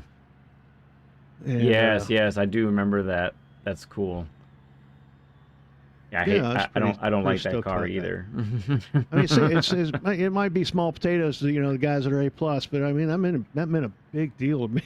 Yeah, no, it does. So I mean, I remember when I finally got to A and I was able to hold it, because I fluctuated a couple times. I went back to B twice, I think. It was like, okay, I feel really established now, and it meant a lot to get there. And then I didn't realize it, but I kind of accidentally kept creeping up in DR, and until I ended up in a Manufacturers Cup race. I think it was Manufacturers. It might have been Nations. It was one of those. And everybody in my lobby was A+, except one other A ranked guy. And I'm going, what am I doing here? Like I guess our DRs were close because I must have been so close to A+ that I didn't even realize. Right. And I actually qualified terribly in that race. I qualified 14th. And I finished 4th, LG. Nice. I finished 4th in that thing. And the truth is, like, so one of the things that I think, mentally speaking, you kind of got to realize that if you're racing with those guys, you actually belong. Like, you've earned the right, or you've at least earned the opportunity. You know what I mean? Yeah. Totally get it. It's all about what you do with that opportunity, So yeah, I definitely like it. if you kind of, if you're at this point where you're at A and you're like, well, why not A+ for me? Why not A+ for LG, right? Well, yeah. I think we can get there. Like, it's totally possible. And I kind of want to be, I kind of like to be a stepping stone for you today. You know, that's kind of my thoughts are, if you're willing to put in the work to get to A+, then I think we can catch a couple things today or more that have you work on. It's a decent 2026 goal, right? Yeah. So. Yeah, absolutely. 1 second here. Do it. I guess I did. Everything seems to be working. Everybody can hear LG, right? And you can hear me, and you can hear. I see it. Yeah, it's all working. Okay. Sorry. Octia came down and just make sure, like, hey, did you actually do it right? You said you. I told you. I knew you could do it. I think it's only. Faith in you. I think it's only because the channel was still open on Discord. If it hadn't been open already, I don't think I would have done it. But right. Well, actually, the sound check is more common. It was super easy for me. I just found the channel and clicked join. Yeah, I guess. Well, yeah, and that's all stuff we did on Wednesday as well. So that was sort of left there. I gotta say hi to Slapper Happy. I didn't say hi to Slapper Happy earlier. Appreciate. Oh, Slapper actually says Summit Point, going back to the racing discussion we were having earlier. Appreciate Mike number 5 and Nielsen and Steven and Sparkles. Appreciate you all being here. All right, so what do you say we start breaking this down, huh? Let's. Yeah, let me put some spins on for you guys. I got my best Tanya Harding skirt on. Oh no. Out of all the figure skaters, right? You picked that one. So well, we're not going full speed yet. First, we're gonna get to the point where we're just gonna be talking through each of these corners here. So you and me, LG, we're gonna have a dialogue here about what we're trying to do here. If you want to go ahead and take the lead, and I'm just gonna ask you, what are you trying to do in each corner? I'm trying not to die. Yep, and go ahead and take your time. Go ahead and stop at the breaking point if there is a breaking point and that sort of thing, and talk to me about it, all right? Well, I mean, the whole first section is just hang on. I mean, you got to hit the first corner right, or else everything's out of control. That's really true. And then in here, in this corner, I'm braking right at the entrance. Okay. Are you exiting this in third? I'm exiting it in second. Most of the time third, unless I feel like I haven't carried enough speed. I feel like second or third, sometimes the higher gears are more inclined to spin. They can be. And then stab the brakes early here, so just get rid of. I mean, you're sacrificing this corner for this corner here. Correct. Yep. And this is huge when you get it right, and I don't often get it right. Mm-hmm. No, I'm not going fast. Do you need me to go fast? No. We wanted you to go slower. Oh, slower than I'm going? I mean, right now it doesn't matter, but as far as when we're talking through the corner, and you're talk through it. Tell me the gears. Tell me your brakes. All of that stuff. Yeah, do you hold fifth all the way? No. Or do you shift up to sixth? I shift up to sixth, pretty much at the rise, at the exit of the tunnel. I'm using the right in between, or just past the rock as my acceleration point. Accelerating second, third. And I run way out left here. I don't know if that's a bad thing or not, but I feel like it gives me a straighter shot into this corner. Yeah, it could. I'm braking at that stump. Yep. Okay, it could definitely help you. Going too wide, you might lose some time. But I also think if you carry enough momentum coming out of that corner, you shouldn't really have time to go all the way to the left, if that makes sense. Yeah. This corner, you would think it'd be easier because it's banked and it's uphill a little bit, but I spin out right there constantly. No, it's a spot. It really is. It's a spot that it catches a lot of. It caught me in a race on Tuesday. Like, it's really bad. You just have to have such a nice exit to make it happen. Kind of using that mark on the wall as my brake mark. Yeah, I think it's some moss. And these two corners right here can just go to hell. Okay. They stink, don't they? Well, so I'm guessing then that's giving you trouble a little bit, right? Yeah, I mean, you and the ghosts and everything that I'm following, everybody's able to touch that inside, and I can't, for whatever reason, maybe I'm braking too late. Could be. I feel like I'm always too deep getting into it, even on my better laps. Yeah. Which sacrifices the exit onto the front straightaway. Yeah. So I do begin braking a little bit before that moss on the right. Especially if I'm on the mediums, but even in the softs, I'm braking before I get there. Because I'm having a similar, if I'm being honest, I'm having a little bit of a similar issue there of being able to catch that first apex and getting the car rotated really well. I'm noticing there are a lot of other people that are taking that section even better than I am. So it's something that I need to work on, but it has everything to do with braking. It really does. And then the ideal situation is actually to carry a little bit of speed through the first apex of those two corners. So you want to be at your slowest just after that apex and have the car turned. If you're able to do that, then you can get on the throttle, not fully right away, but you're on the throttle, working your way up, and then working your way over to the left so that you can set yourself up nicely for the right-hander. Yeah, that makes total sense. Let's see, is there anything I wanted to... So, I do want to talk about a little bit more the back straight, the corner after the back straight. Let's go over there. As far as brake balance, what are you using for that? Oh, I didn't even look. I've been using... Oh, shit, that's the traction control. -5. -5? Yeah. To the front. Is that... I don't even know. No, 5 to the rear. 5 to the rear is plus good. 5, I'm yeah, sorry. Yeah, +5. No, +5 to the rear is fine. Just ask Kiwi. He loves +5. Okay. That's his main takeaway from our session when we did one. He was that changed his life, I think. So I'm braking. I think let's stop here for a moment. So where are we trying to start braking here? As far as what you're doing? I'm going. Oh, I just hit you. Okay. I'm going just past. As soon as that sign passes my screen, I'm on the brakes. Okay, that's the same as me. So turn-in point. Where are you trying to turn in? Go ahead and pass. Right about that rock. This that bit you just passed. I bumped you again. Oh, the one I just passed. So the little one back here. The little one back there, because it. Okay. All right. So I'm gonna make a suggestion to turn more after the curbing ends here. After the curbing ends, I think that's what. I'm not at speed right now, so I'm not sure. But yeah, I understand. It sounds. Sometimes it's hard to tell.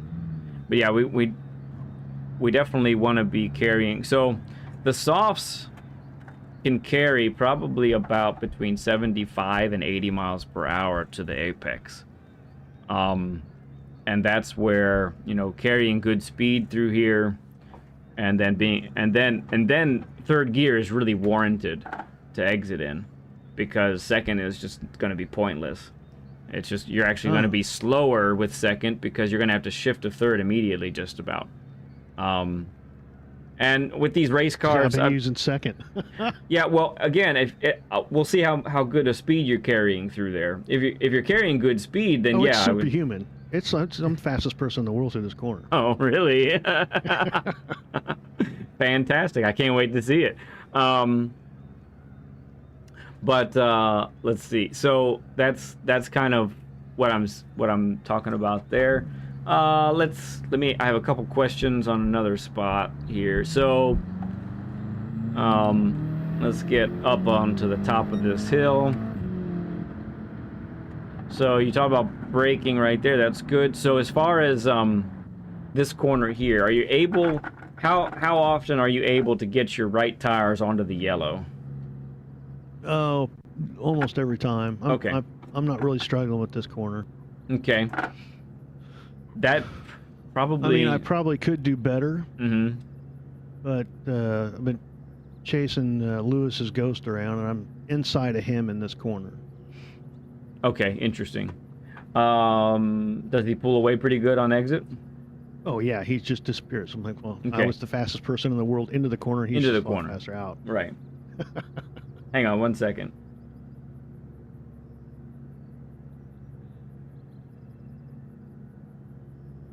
Someone say shrooms?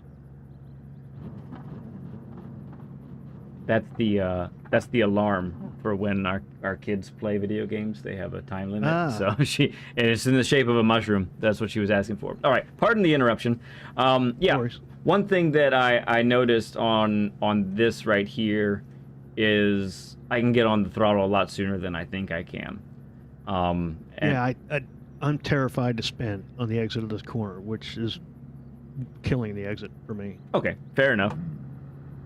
All right, for this other apex, you able to get the left tires onto this one pretty often? Yeah. Left tires on the yellow here, that's good. Okay. And then I'll just real quick we'll slow-mo demonstrate this guy here. So yeah, we're breaking in a straight line, and it's a really delicate balance of how hard you are on the brakes and how you decelerate. So ideally you Should want I be on top of the sausage curb or just touch it?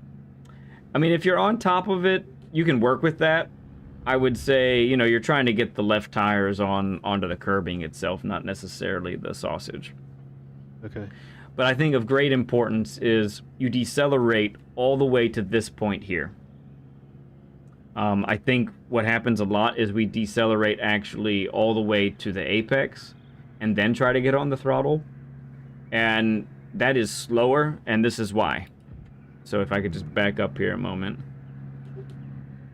The reason that's slower is because if I'm at my slowest here, right here, okay? If I'm at my slowest here, now if my tendency is going to be get on the throttle now, right? And what I have to do then is I have to wait for the car to turn, and I'm still actually having to turn quite tightly, right? Right. So having to turn quite tightly means I really can't get on the throttle very hard because I'll just spin the dang car, right? So if I decelerate all the way to this point right here, right? Now I can get on the throttle and I have the car almost pointed to where I want it to be, correct? Mm-hmm. Yep. So I'm on the throttle now, accelerating, now lifting, now accelerating out. That's really the goal. Hard to achieve, okay? Are you exiting in second or first? Are you short shifting in second for the exit? I will yeah, I'll go up to second. I'll go up to second, no problem there, for sure. Okay. Okay. So again, hard to execute, but at least have that in your mind as we start going around here, because yeah, that can be a huge time waster or time saver. All right, our tires are ice. Let's go ahead and hop out, go back to the pit. There's no sense. We'll both be spinning, and then we'll hop back out here. Don't forget to move your brake balance again, because it'll reset. Super Doofus, good to see you, and Carl, good to see you as well. All right, so to start here, we're just going to go ahead and do a little warm-up lap here. I think for the most part, what the racing line should be. Really, it's all a matter of seeing how we execute here, but I'll try and stay on the proper racing line as much as possible. Kind of be your slightly slow motion ghost.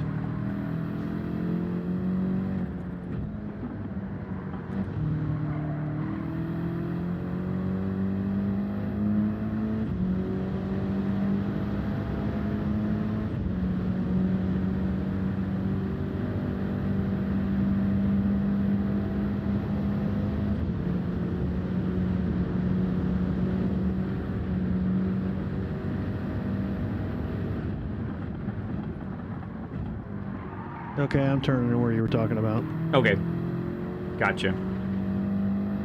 Yeah, coming out there at 100, whatever it is at that point, it can look a lot different than when you're just inching up to it.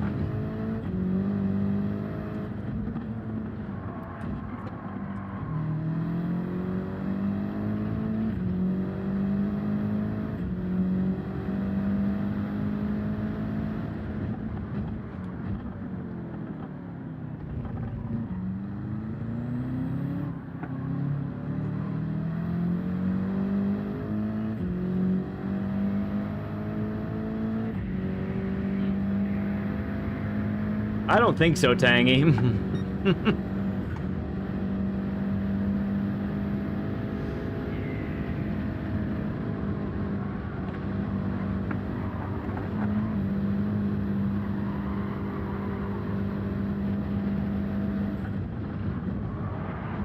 Thing is a roller You say coaster. exit this in third? Yeah, totally.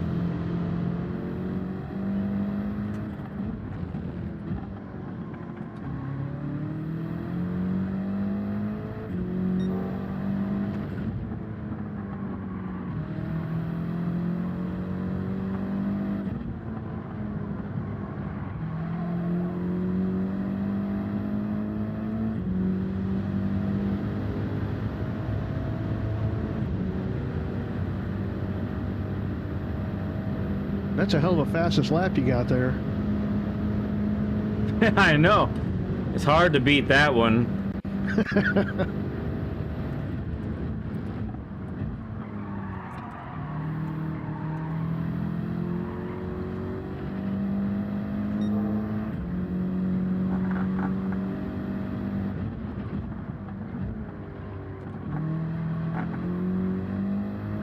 Ooh, that's a wall.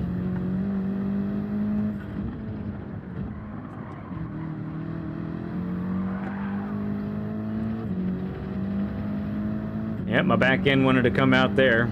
I don't know if you saw that. I saw that.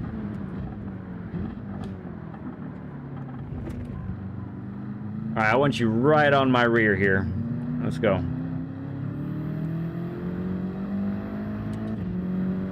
I want you to see differences, and if you want to point any out, you know, if you notice something, you let me know. All right.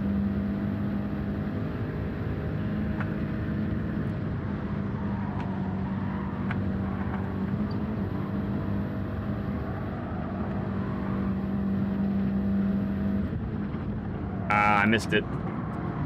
Have to bring it back. There we go. Oh, there we go. It 360 begins. no scope. All right, no biggie. I got used to trying to that exiting in third there.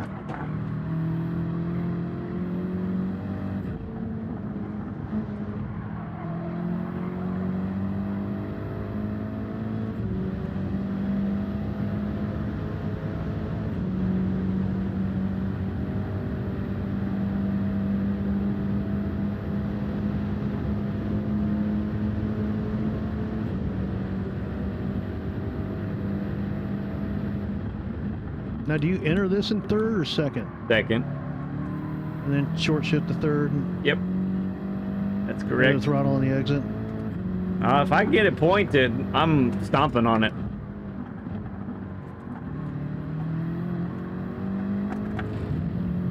$30 Burger, hello. Thank you for the 30 likes, everyone.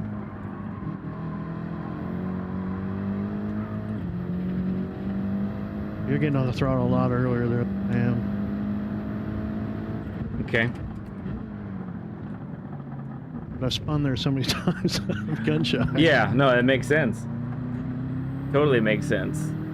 I'd be careful too, honestly. All right, let's go again here. Yeah, man.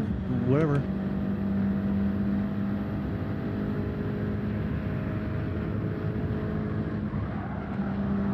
I'm behind on that one. Drift, drift, drift, drift, drift, drift. No. Woo! Tell you what, I took a quick peek back and you were all sideways. It looked pretty epic for a bit. I almost got it.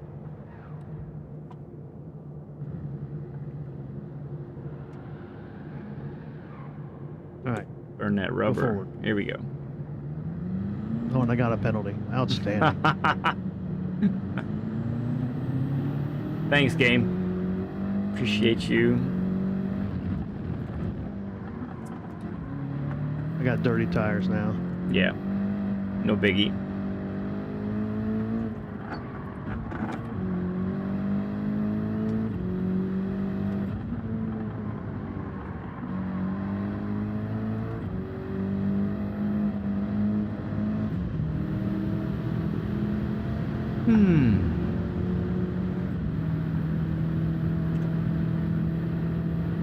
Bam.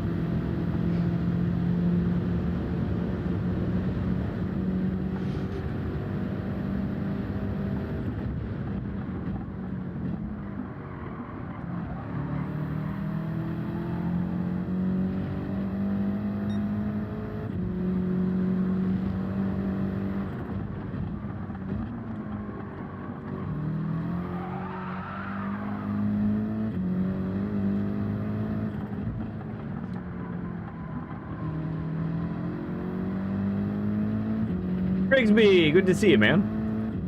Rigsby!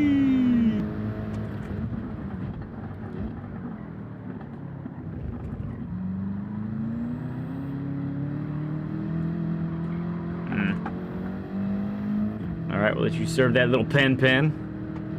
All right, let's go again. All right.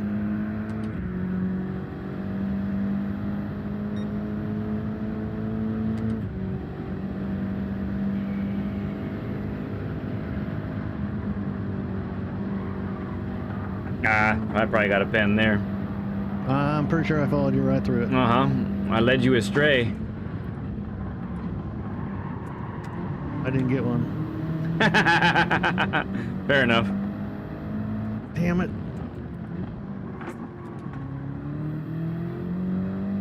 I'm trying to watch my language. I apologize.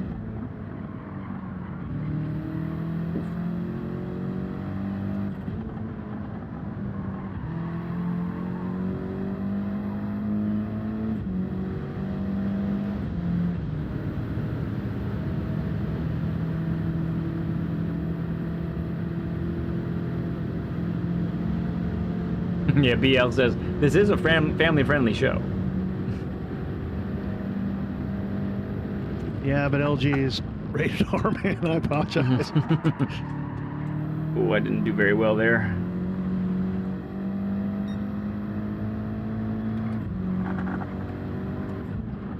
Yes, you did very good, Tangy.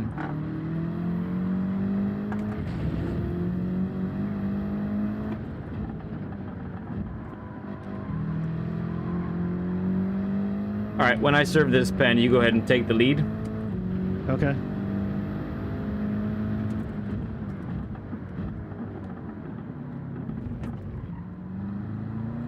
Yeah, I'm wide again.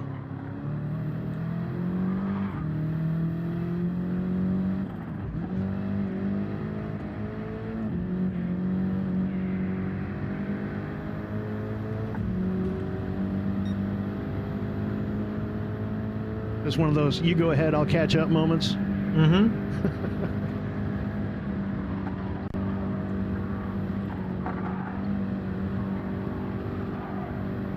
Oh, wow.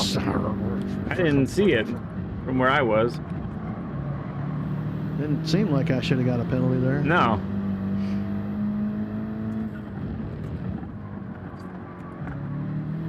Now I'm all out of sorts because of that. Got me out of the zone.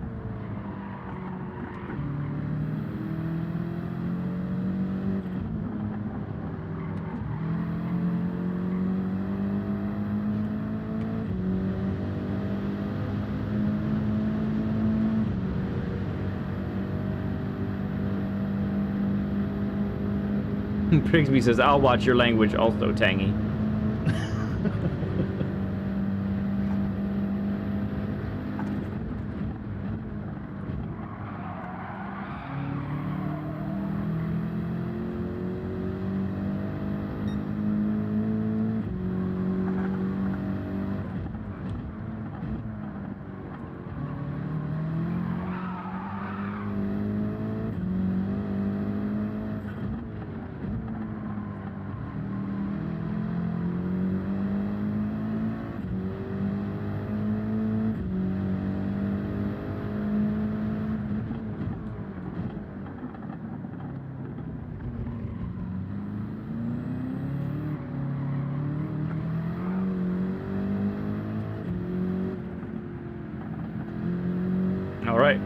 let's go again.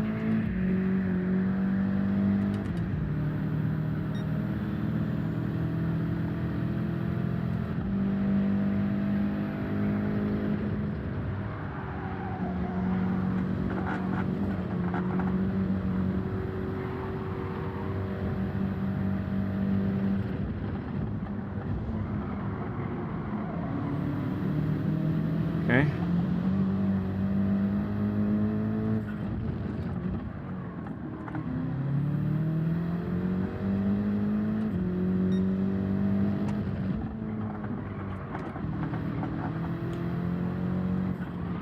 Gather it back. Try to kill him. Yeah, it did. I'm like that Jason Bourne guy, though. I'm hard to kill. That's a tough dude right there.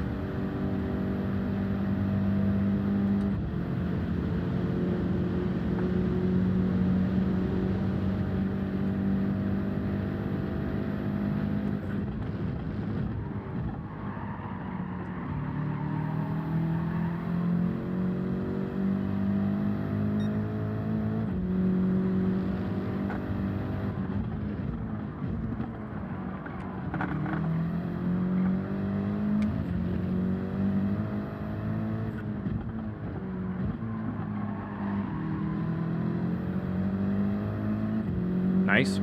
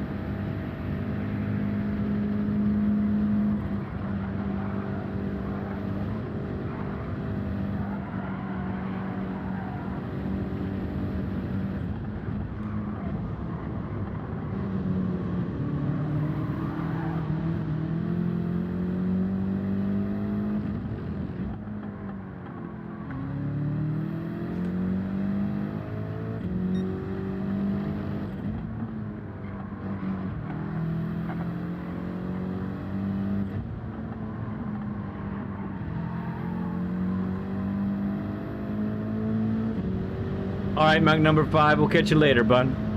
Thanks for hanging with us today, man.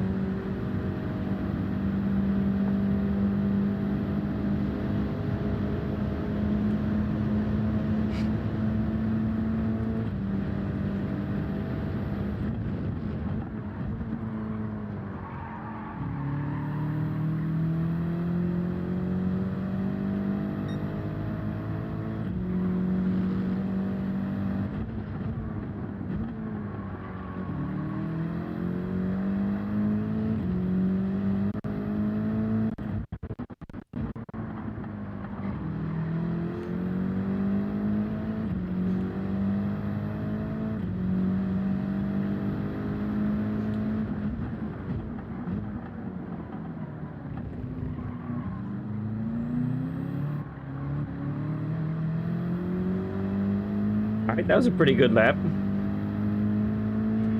Yeah, it felt decent. Yeah. Slow, though.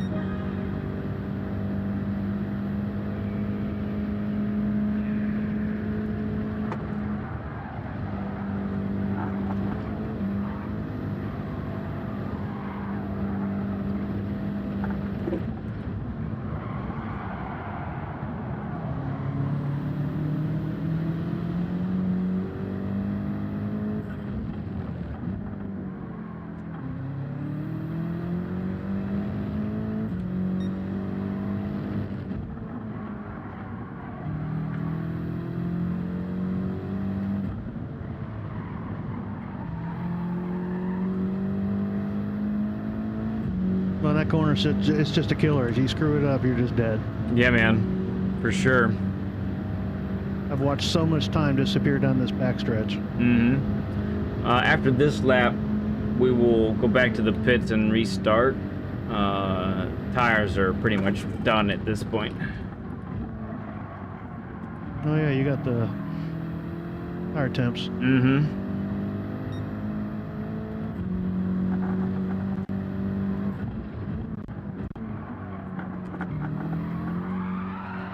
That's got to be just such a help to know what your tires are doing. It is. It's really handy for sure.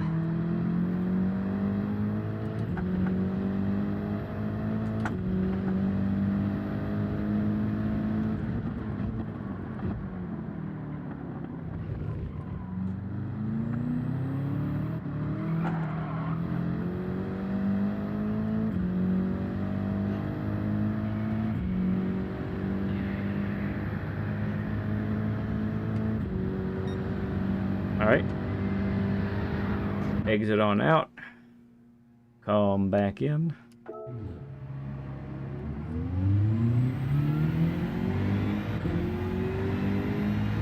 All right, let's do this a little bit longer here. Seeing some good things, but go ahead. You go ahead.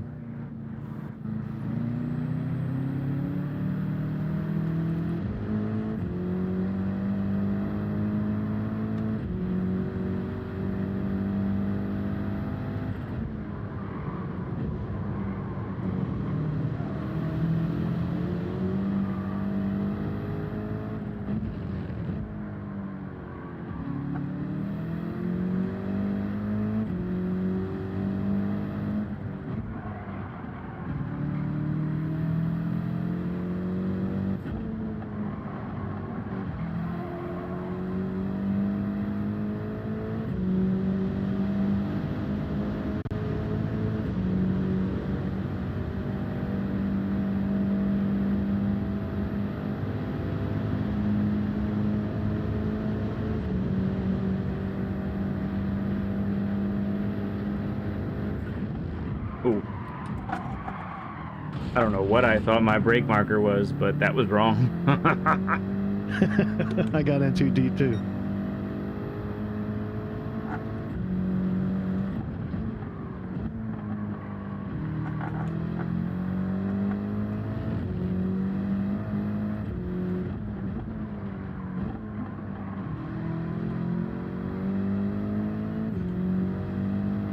All right, let me catch up a little bit to you here.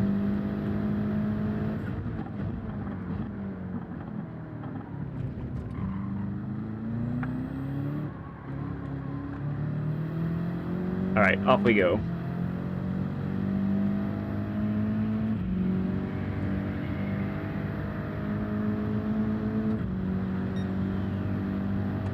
Where are you turning in here? One There? second brown patch on the right. Not the first, okay. Mm-hmm. I find myself turning in early and then it just unsettles the entire car. Yeah. You got to open the wheel back up. Whee! Oh, I thought you had it. I'm still getting used to exiting that in third gear. Sure. Sorry about your livery. Oh, it'll be okay. I won't tell Ozzy. All right, we ready? You know, my car's kind of broken, but yeah, I'm good. They're self-healing cars, so.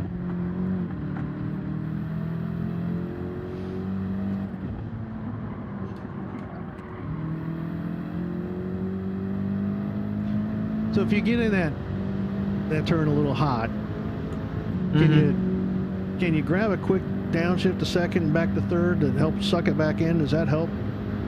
That is. Or is it just wait till the next lap? Are you normally entering it in third? Yeah. Okay. Yeah, I always enter it into second. Really? Always. Okay. Yep.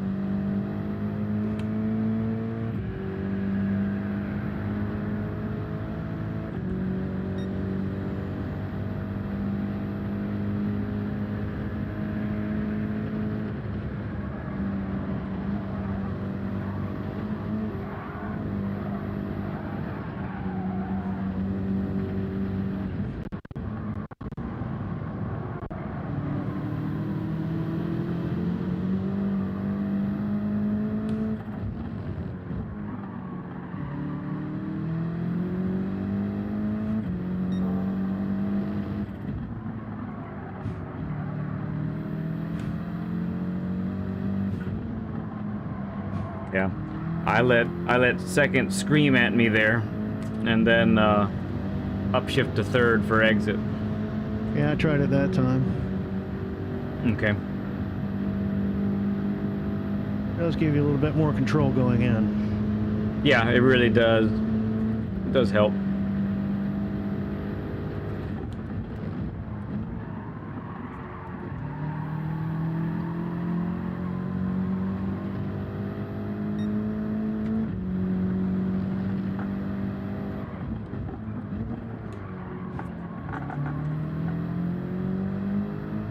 I screwed that up. Went down to first. Easy does it.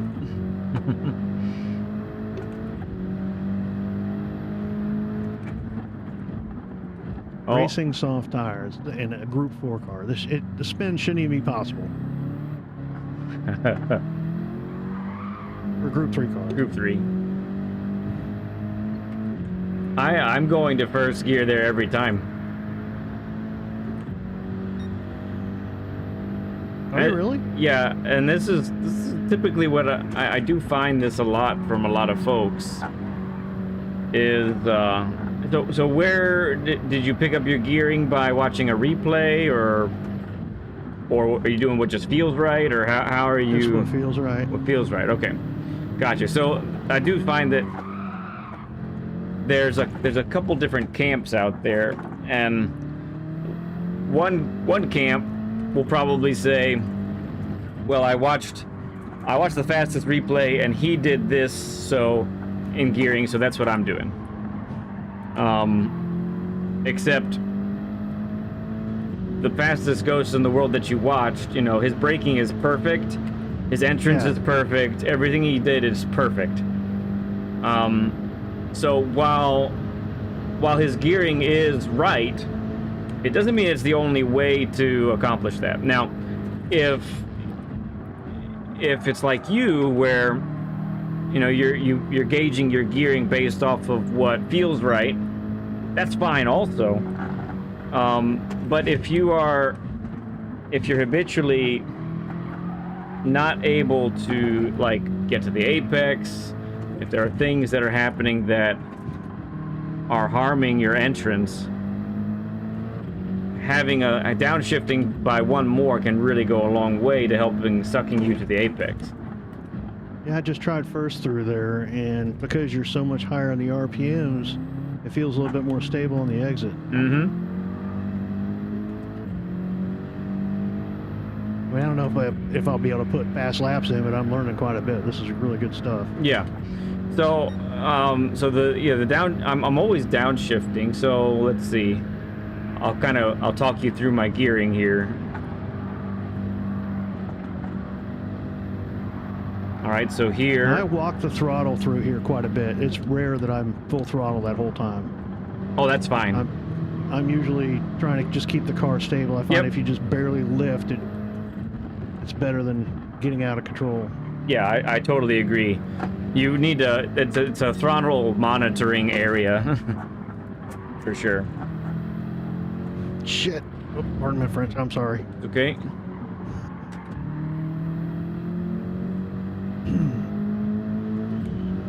Broke my car. Broke your arrow.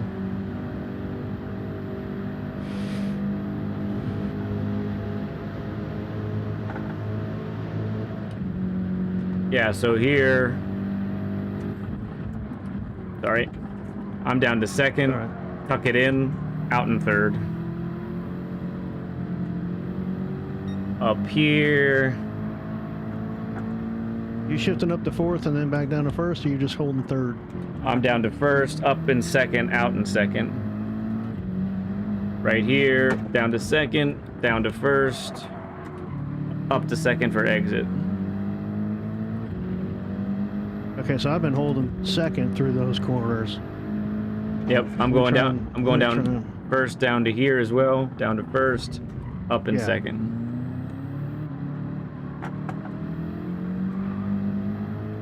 All right, let's go again.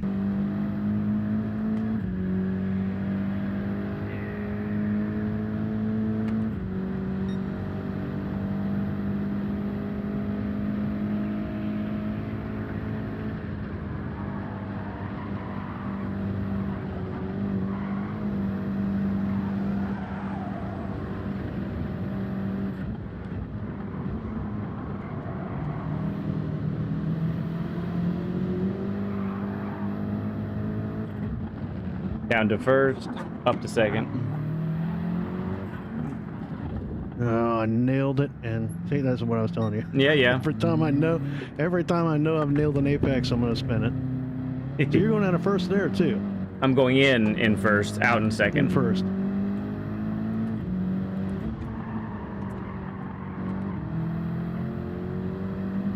My arrow's broken again. Yeah, no problem.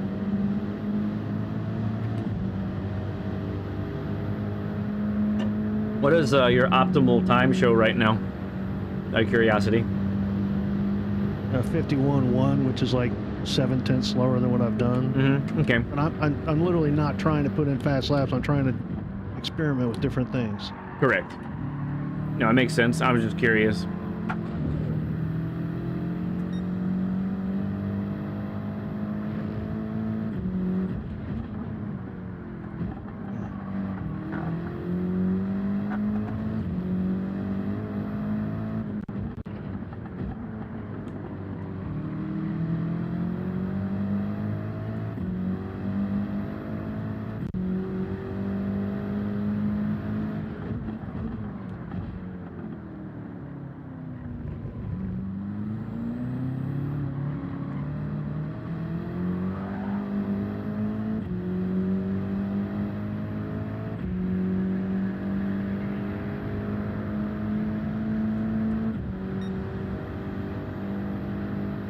Okay, BL.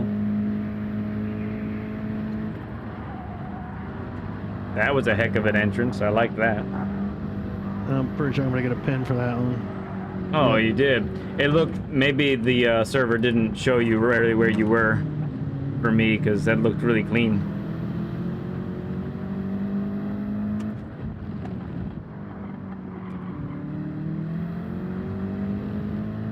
Okay, so I'm gonna take a moment here and spectate you, okay? So if you wanted to get back into the pits and get fresh tires, watch you from the spectating Oh, okay. vantage point here.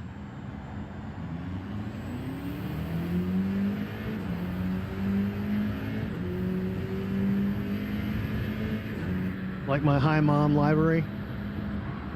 Did you even notice it? No, not yet. Hang on, I'm getting all the info up. Very nice.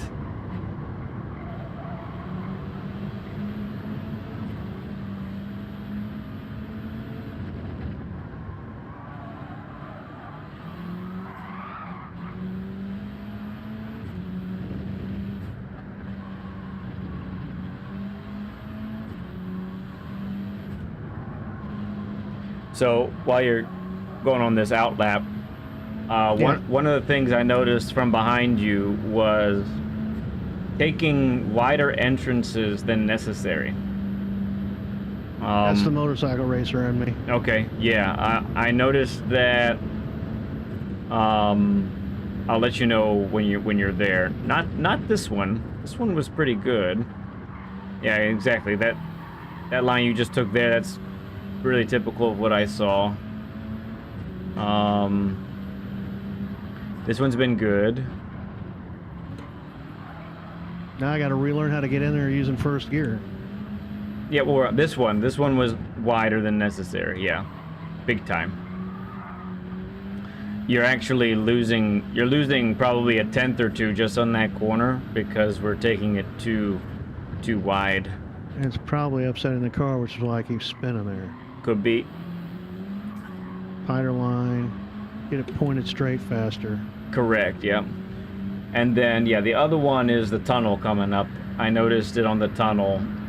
You're quite wider than necessary there. Well, let's see what else we can observe here.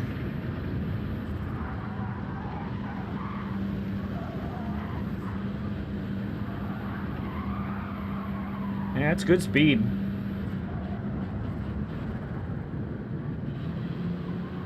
Yeah, no first necessary there, just down to second. No, I screwed up. Yeah, it's fine.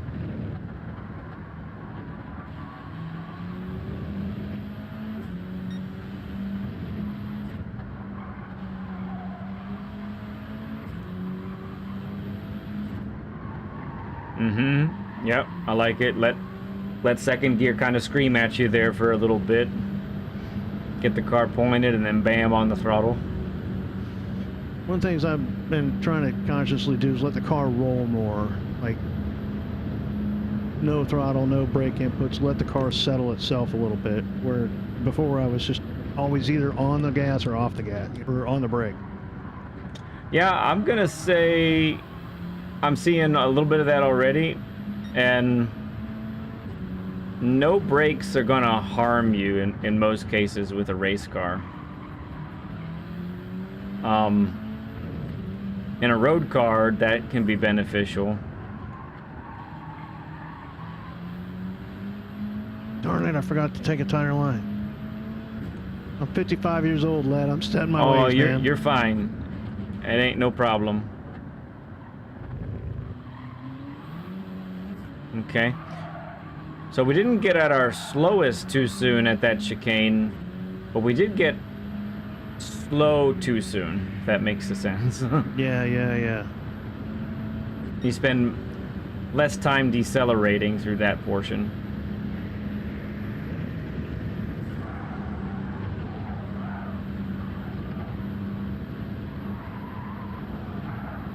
Nice.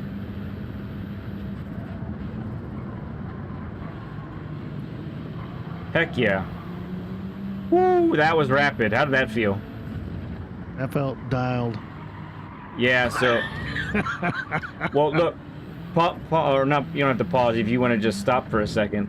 So I want to talk about that real quick. So I'm gonna blow your mind, probably. So do you realize how much speed you carried to that apex that time? To the tunnel? All of it, I think. All of it? Yeah, just about. You were at 79 miles per hour when you got back on the throttle. Do you want to know how fast you were your first lap? Or your second lap, rather? You ready? 72. 69. Wow, 10 miles an hour faster? Yes. And it had... You're saying there's a chance. Oh, yes. So that was a little window into what can be in that corner.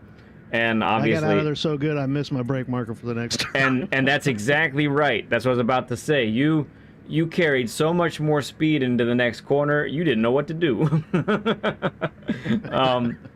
But yeah, think about how, wow, if I connect an entrance and exit like that out of the tunnel and connect that to the next right-hander, wow, that's going to be rapid, right? So let's keep working. Let's keep going.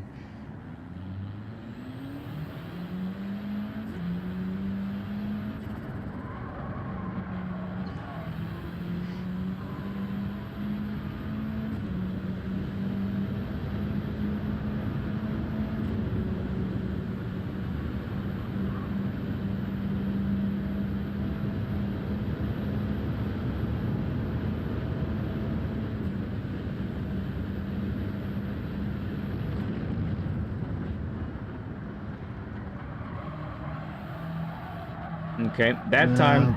I'm not liking that third gear there. Well, I'll tell you what happened. You were actually, for once, you were actually really narrow at that corner.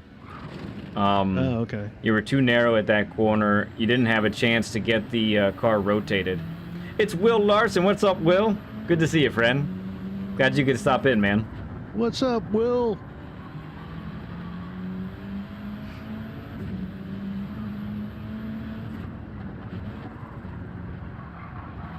Nope.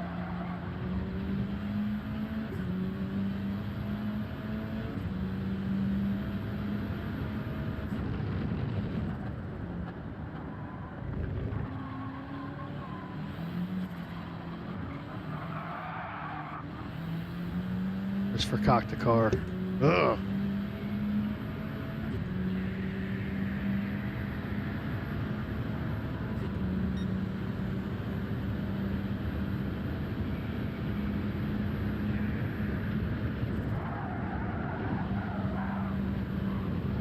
Yeah, that's a pen.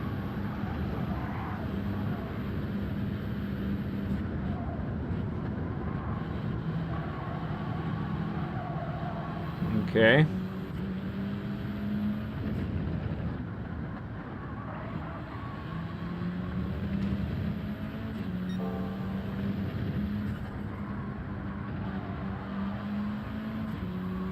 right, nice. Mm-hmm. Good, let second scream at you a second, and then back up to third. Let's try and widen this just a little bit more, just a tad.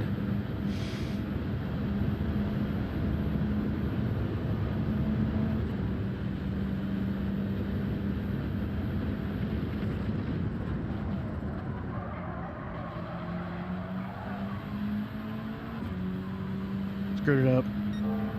And so you downshifted to second actually a little too early. And you probably experienced a little bit of wheel lock.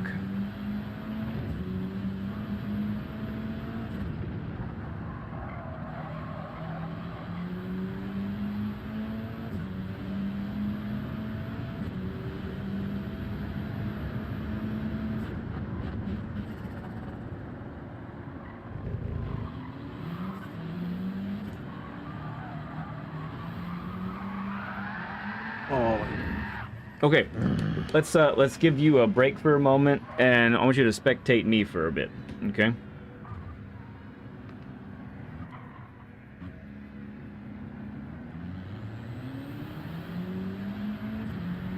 You hear me there, LG?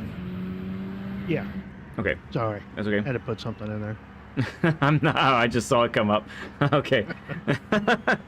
All right. Let me. What do I got to do here? All right. All right. So let's talk through a couple things, okay? Wow. What did I get a penalty for? Whatever. Pit lane. Oh, whatever. Okay. All right. So for this one right here, you've nailed it the last couple of times. This is great. So I think you're braking right about here, correct? This is where you're starting to brake? Yeah. Yeah. Okay. So yeah, so I'm braking a little bit earlier than that. I'm braking actually right here. It's definitely doable from where you are. I don't think there's any big problem with it. It's a bit more frantic on entrance with braking later like that. Sure. But yeah, you're getting this line down really nicely, up to second, and then so the key, the blind to exit, right? So I'm looking this pillar, this little seam in the concrete on my left, right there. That's my acceleration point, right there. Like right, kind of where it says apex. No, so where I am right now is my acceleration point. There's a oh, okay. You see there's like a seam in the concrete or the wall on the left there. That's when my rear tires hit that, or you might say right before it hits the end of my screen. That's when I'm accelerating. Okay. And so yeah, I'm diving in second here, and then right at this point, before I get on the throttle, I'm up to third and out I go. And like you've experienced now, you get a good entrance like that, and it's just going to work really well. Now, this corner is giving you trouble, and I'll do this full speed in a little bit. But like this one right here, I think what we're having real trouble with, honestly, here, EllGee, is some weight transfer. It's what I'm seeing happen is you're on the brakes, and you're coming through here, and you get down to second, and you're hard on the brakes, but you never really get the car rotated. It kind of, the entrance kind of looks like this most of the time. Okay? I want to contrast that with this entrance here, okay? So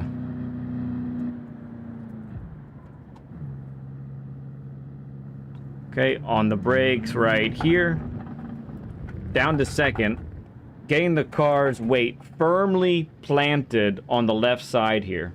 Yes, you're under braking, but this is where the trail brake, the way of trail braking is really going to help you a lot if you can really time it well.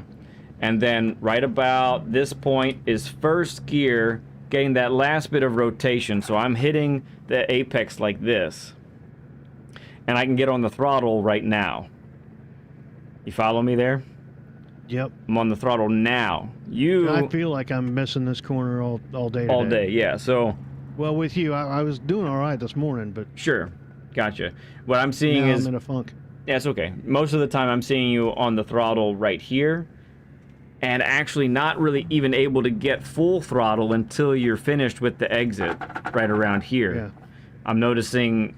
and then sometimes I'm spun off over there on the right. Yeah. Yeah, that too. So I'm noticing... I have to rev it, but your throttle stays right in this spot right here until finally you can go full right here, basically, is what's happening. Okay, this one, yeah, this entrance I really like. You really seem to nail this really often. You're keeping it tight, which is great. You're getting the timing, the weight transfer here is really good. You're down to second, letting the car tighten in, up in third, and out you go. Yeah. All right, let's get to the next corner.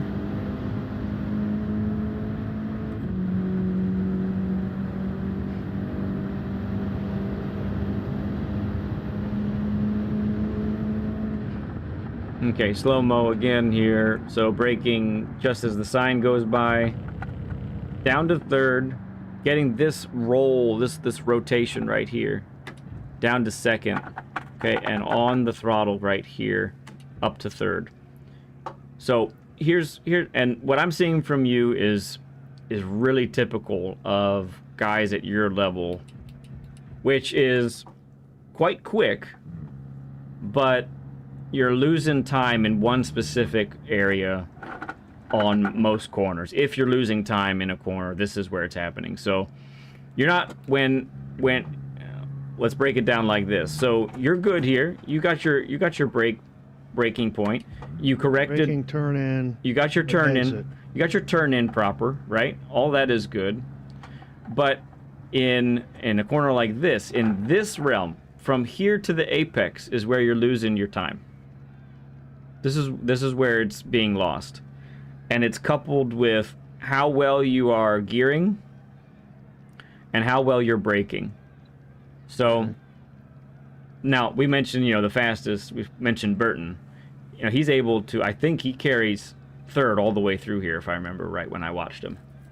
Because his braking is impeccable, right? Well, yeah. he can make the car do everything he needs it to do, and he's keeping the miles per hour up, not losing any unnecessary speed going through here. But the main thing is, for me, is so we need to do everything we can to get the car decelerated to the right amount at the right point, and that's paramount. So we can't be from here to the point where we need to be accelerating. We've got to get the car rotated enough so that when it's time to apply the throttle, we can do so and make the corner without going too wide, or in this case, hitting the wall and that sort of thing. So decelerating all the way through here, and by deceleration, so one of the things that I'm seeing from you occasionally, it's not habitual, but what I'm seeing from you occasionally is a haphazard deceleration, we'll call it. So in the first part of like this corner, for example, all is good.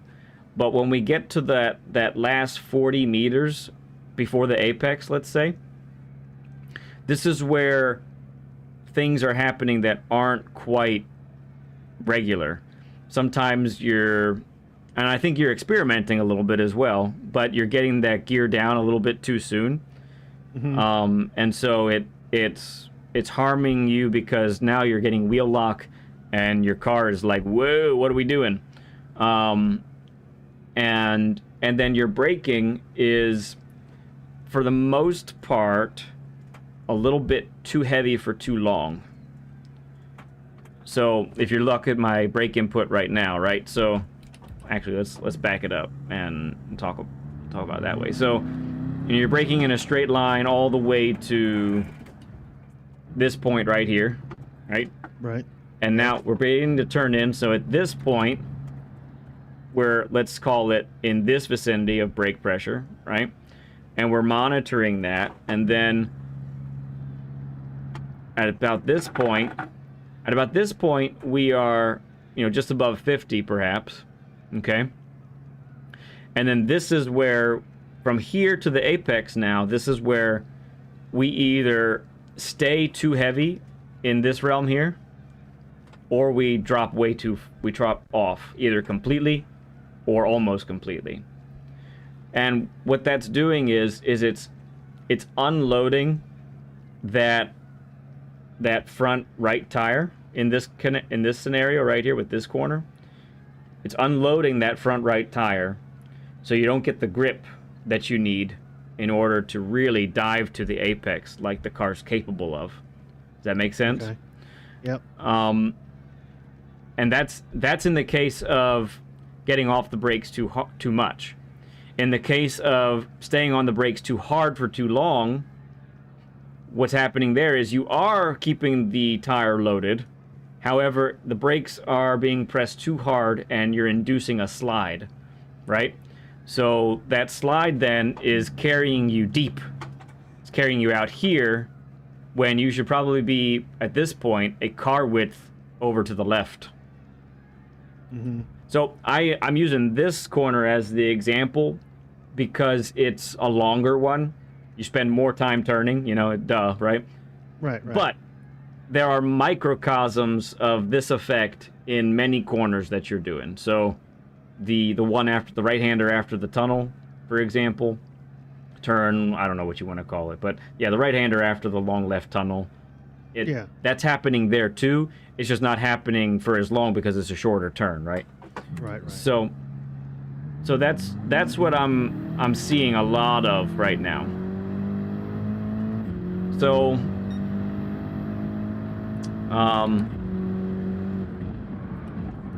you know, we've already talked about this one, getting on the throttle too late. That's, you know, we can deal with that. This one we talked about turning in earlier, like that. Yep.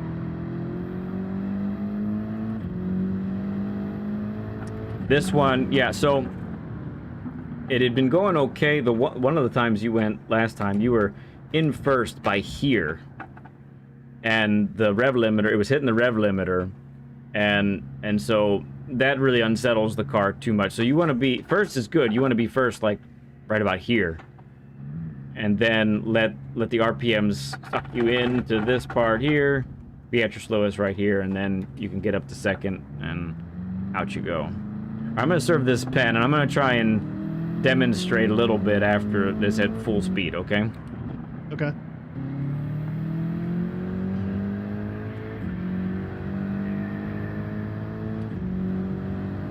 Tires are going to be a little cold, so I'll try and take it a little easy.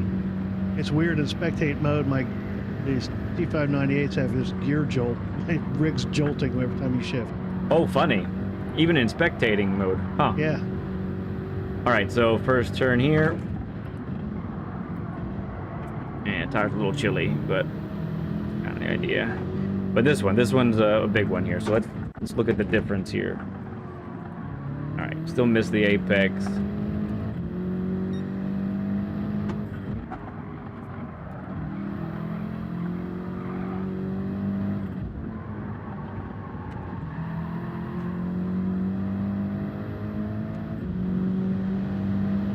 Probably do 2 laps because my tires are in the 50s right now.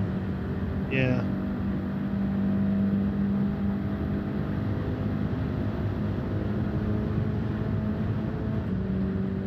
All right, let's look at this one.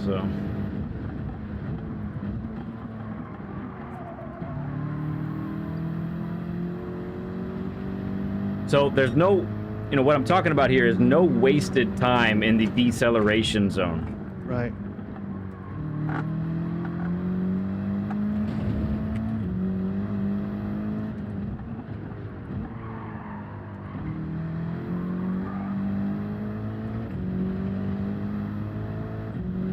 See how I do here. A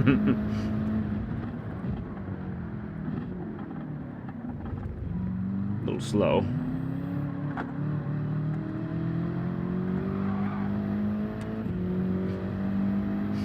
Not bad with cold tires. Yeah, it's okay. Let's try one more. Try and demonstrate.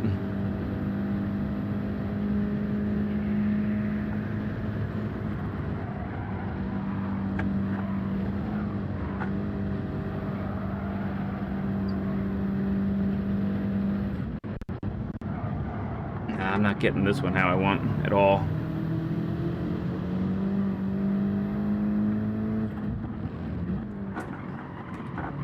There, that was pretty good.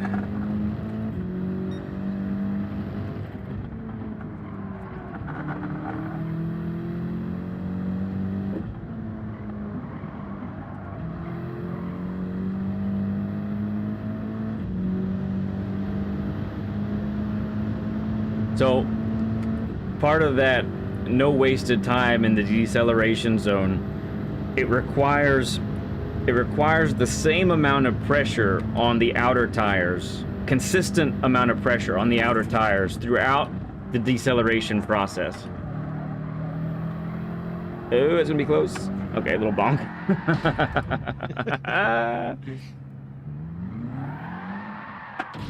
I'm rubbing off on you. Yeah, I see it. It's contagious. Bad habits. Briggs is saying, I notice I get too worried about the snap oversteer and go too slow through the turns. Yeah.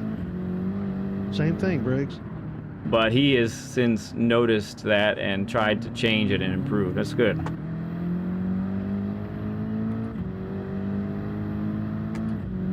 So, Ed, do you have any... It's LG's fault, he says. My spin was your fault. Any questions or thoughts, like, about what we just talked about and those things, like...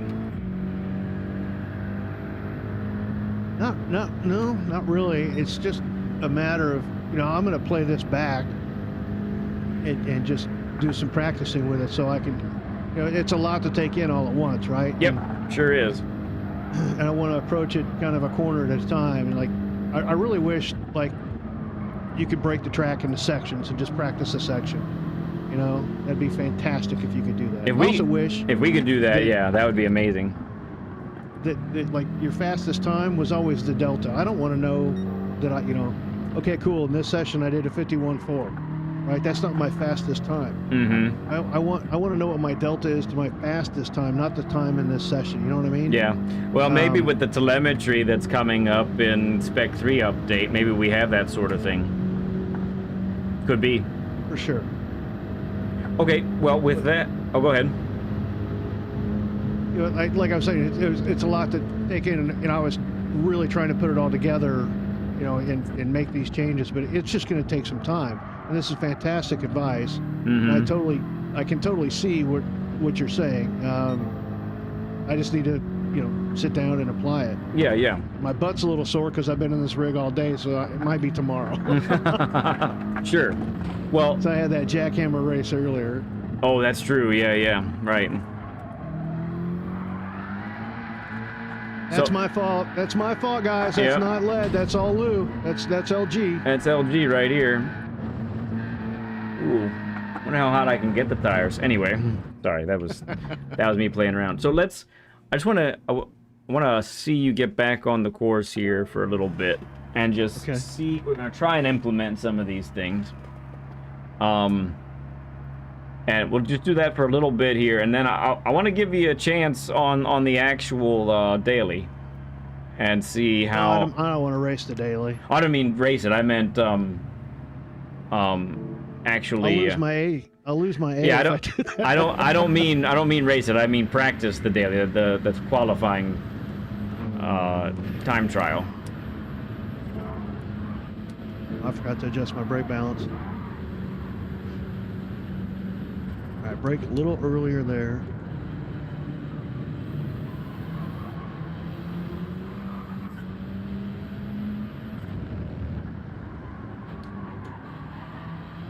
Okay, so that was a little too late to first gear to get the benefit of it. Yeah.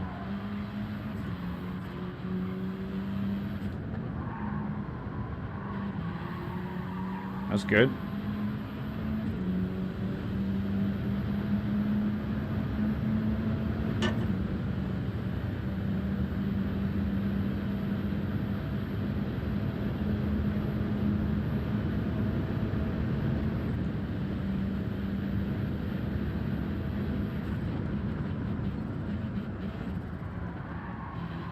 All right, and once again, gearing down a little too soon that time. Yeah. Got to find the happy medium. And I went all the way to first, and I didn't mean to. Right.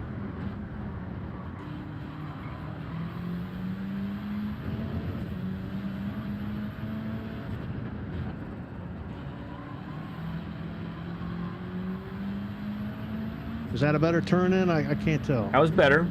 Yep. It was still cautious, I would say, but it was good. Well, that turn scares the hell out of me. I understand.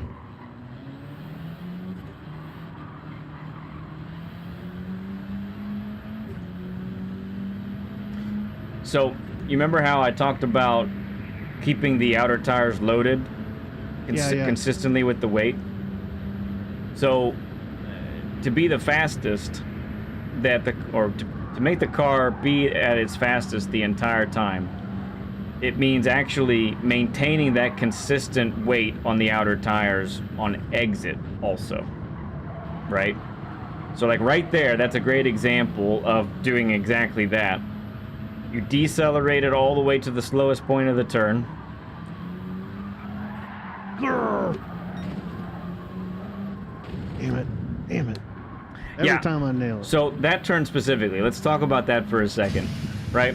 So the only thing you need to do to change right there, honestly, EllGee, be just shave a couple, 2-3 miles per hour. Off the entrance? Yeah, be a little bit slower on the entrance, be more focused on getting the car rotated.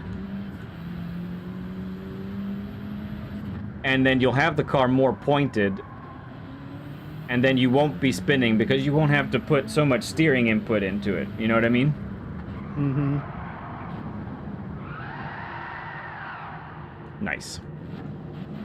So one nice thing about the lobbies is you can engage the e-brake. Yeah. Get that thing around real quick.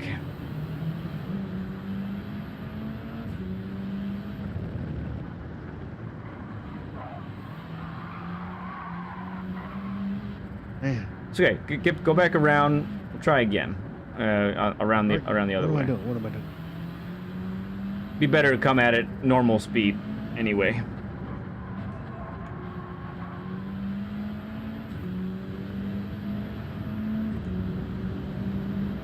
It used to be my favorite turn on the track.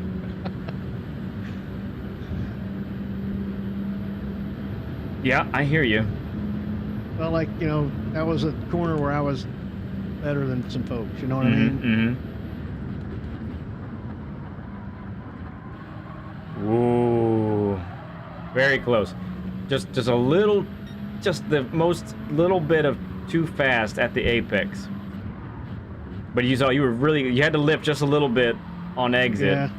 But you were really close to just nailing that sucker. I really liked that turn.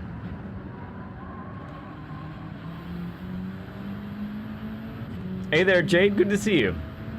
Appreciate you coming in.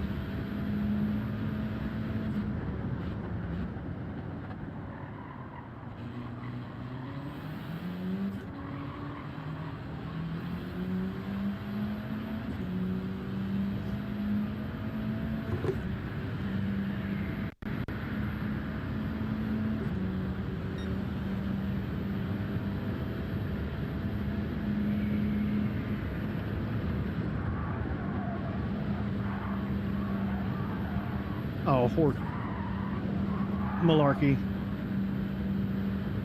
Horse dookie.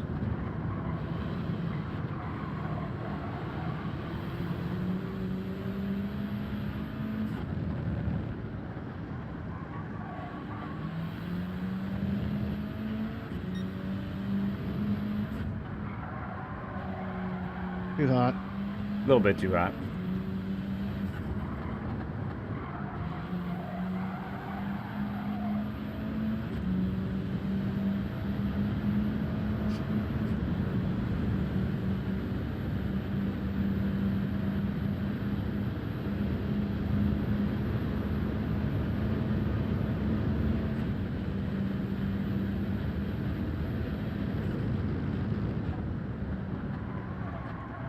Nice. 77 at the apex. That's beautiful.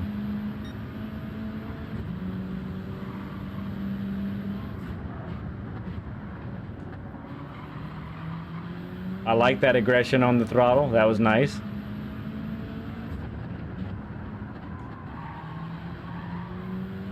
Yeah, no wasted time in decelerating there at all. That was really good. You're braking, and then you trail off, and then boom, when you're done braking, you're back on the throttle, and your car is pointed well enough that you don't have to worry about nothing. It's great. Okay, I'd really like to see, so you typically time trial with a ghost, correct? I think we talked about, or sometimes you do, sometimes you don't. I can't remember what we talked about. I use a ghost. You use a ghost. I chase people around. Yeah, so I think what I'd like to do is let's take a little break. If you need to go get a snack, go get a drink, go to the restroom, whatever, take a little break. People want to see our intermission screen anyway. Yeah. And in between that time, let's hop off of Discord, go to PSN chat, and PSN party and do a share screen through PSN, okay? Okay. And then we can watch you on the actual time trial for Daily B, okay? Okay. All right, so we'll hop out of this Discord chat, and I will see you on the other side. So I'll send you an invite, so be on the lookout for it. Will do. Okay, good deal. All right, folks, we'll be right back after we get this situated.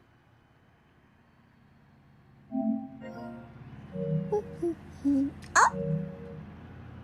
Where's that dude? Where's that dude?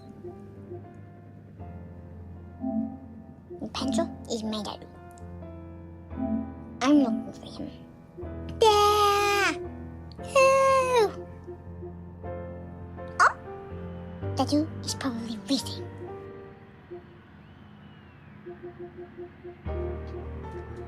Okay, so Lead Pencil asked me to get a book by, I don't know what his name is. Well, what's his face? So it's on the 15th shelf. Okay. Okay.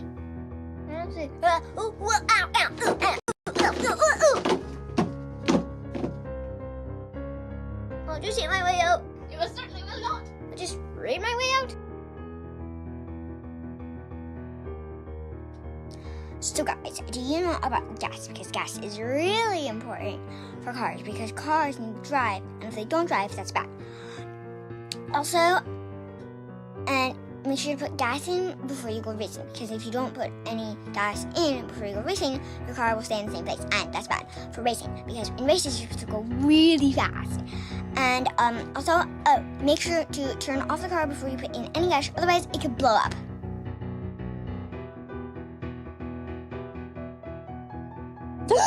You guys, only 999,998,907 more subscribers until we hit 1 billion. At our current rate, it's gonna take like 3,153,600,000 seconds.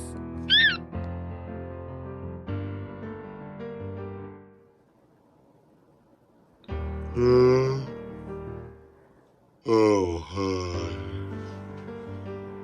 I was watching Lead Pencil, but it looks like he's not on right now.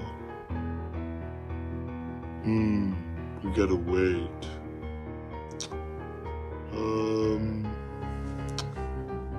What to do? Oh, I'll take a nap.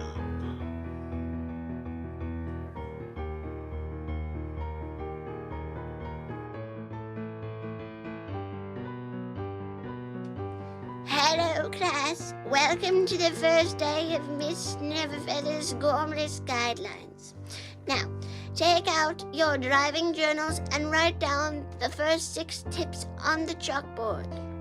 1. Apexes are predators and will eat you. 2. You don't need tires. 3. Always drive outside your limits. 3. If you want to accelerate, press the pedal to the left. Oh, hi guys. I am selling fire tires. They make your car look smoking hot. just and literally and figuratively. I guess I don't need to use the blowtorch. Anyway, if you need to pick up a pair, visit Enzo's www, and some more W's and another W.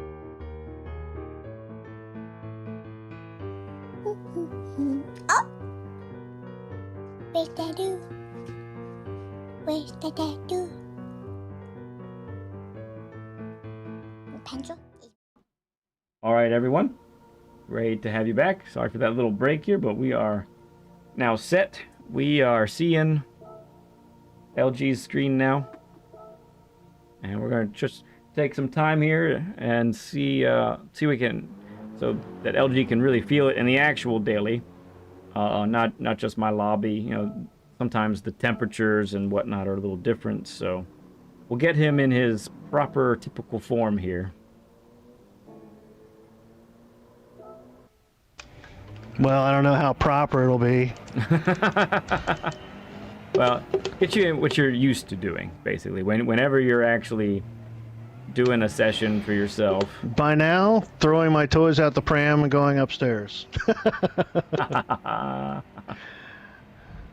All right, let's take a look here. So you put Burton's ghost up. Is that what I saw?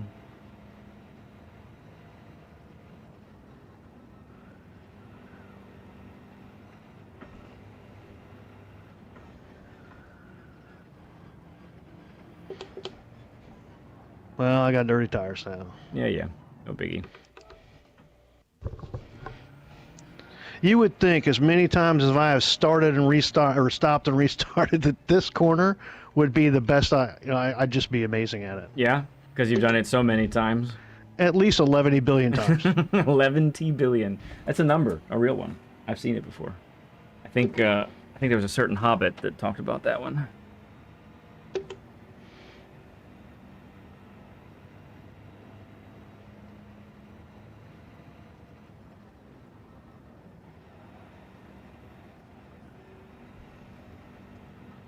Yeah, interestingly enough, Briggs, that's true. I'm not sure what the settings are that are different, but yeah, I can hear it too, which is... It's faint, but it's better than no sound, so that's cool. What's the matter? Is my audio bad? No, it's good. It's actually better than usual when we do a share screen.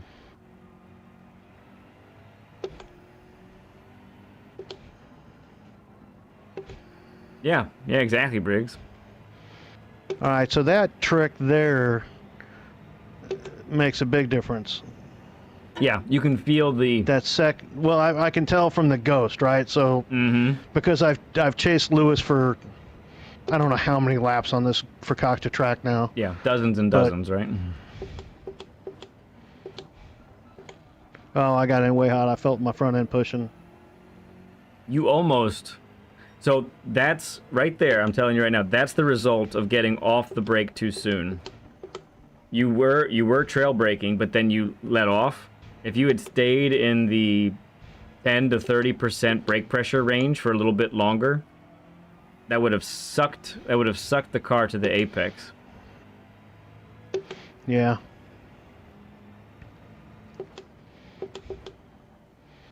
Too deep.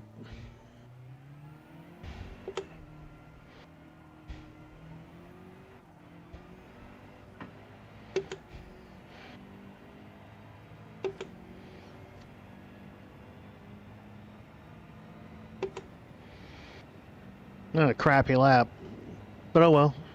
It's an out lap. Tires aren't even where they're supposed to be. Oh.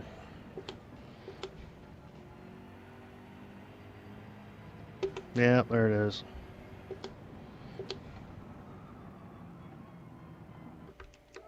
It's all normal stuff, right? I apologize. I didn't want to have to do that. That's okay. Everybody watching now knows exactly what this is. This is GT life right now. Everybody watching knows about, like, after the 5th time that you do that, you're just like, Come on. You know what? I'm just done. I'm done. The hell with this rig. This is the stupidest game ever. Why do I keep playing this? I go up and I tell my wife that I'm never playing the game again. Oh, yeah. And she believes you. She calls it my speed racer game. Yeah. Good. I look stable.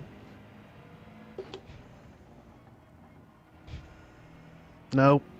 Yeah, so you're at 67 at the apex. I need you at, honestly, like, no kidding. I need you at 61 or less before the apex. You feel me there? Like, let's really decelerate that car.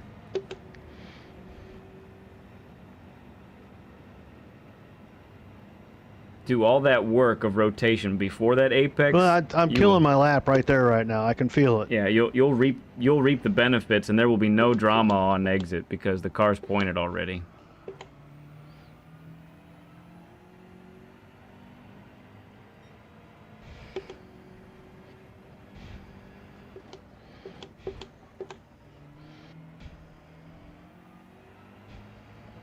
It's good.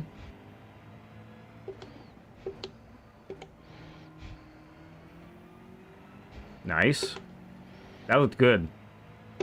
That wasn't that wider entrance that you've been doing sometimes.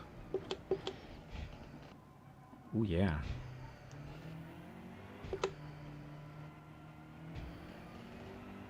Yeah. Clean on there. That was good. Excuse me.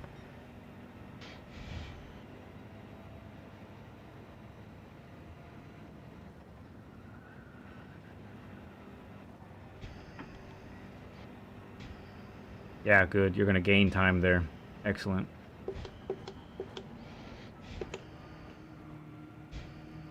Yeah. All right, come on. Here we go.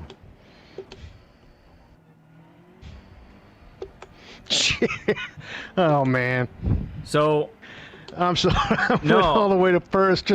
I was watching the mile an hour and screwed it all up. First was fine. First was fine. I think you were like, what? Now I'm all out of sorts. Yeah, you got yourself a little out of sorts there, but I love first there. That's what helped me get nice and tight. Okay. But you tried to exit in first also, and you waited to get on the throttle when you could have gone on sooner. I was at first, and I was like, I'm gonna spin if I touch the throttle. Right. So I mean, use first if you want. I would recommend it personally, but get up to second for exit.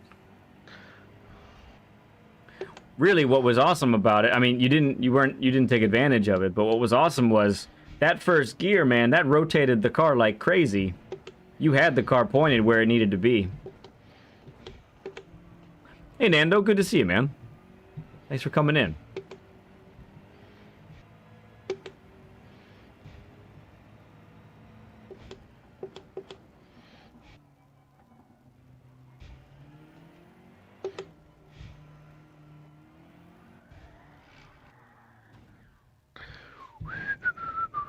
Nothing to see here, folks. Nothing to see.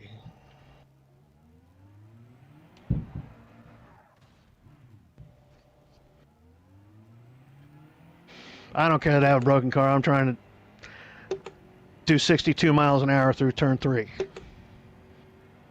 Or was it 82? On turn 3? The right turn? The right turn. Yeah. You did 67 when it was too fast. 62, that's where we want to be. Or less. I'll take less. If it's before the apex, I'll take less. This is looking tidy, though. That's looking really nice there.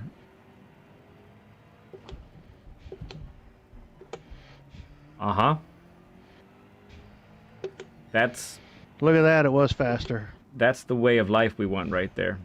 Now you actually screwed that corner. You carried more speed than you typically do, so you did what you always do in that corner or those two corners, and it didn't work.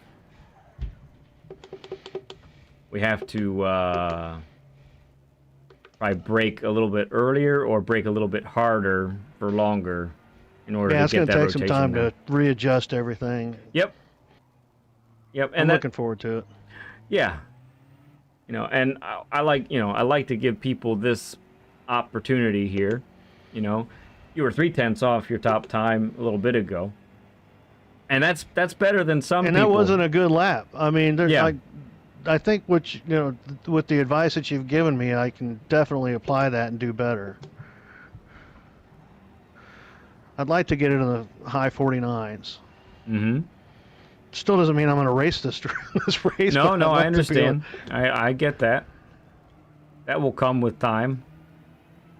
I was scared to do this race. I ended up doing it on Tuesday, and it was okay most of the time. That was good. How'd that feel right there? Yeah, it felt pretty good. Yeah, and no drama on exit. Like, there was no doubt you were going to make it. Again, carrying a little more speed than you typically do, so you adjusted better that time than the previous time, though. That's obvious.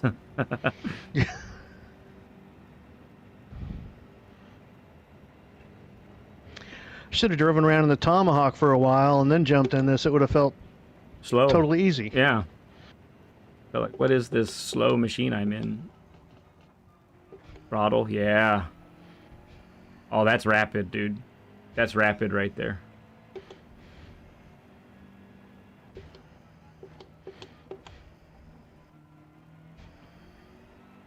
Nice.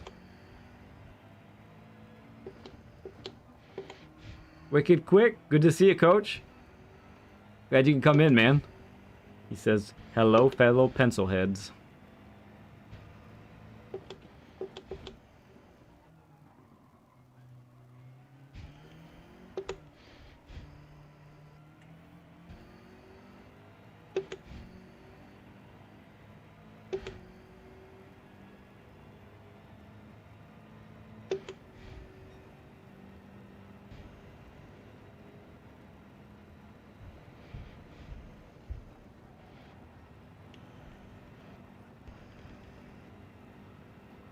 Yeah, that's very stable and smart through there. That was good.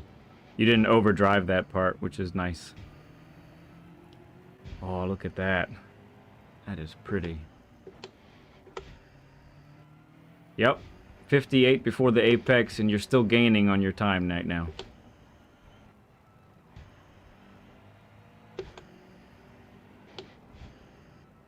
Okay. Yeah. So that looked comfy. Did that feel pretty comfy? Yeah, that felt like it was in a pocket. Yeah.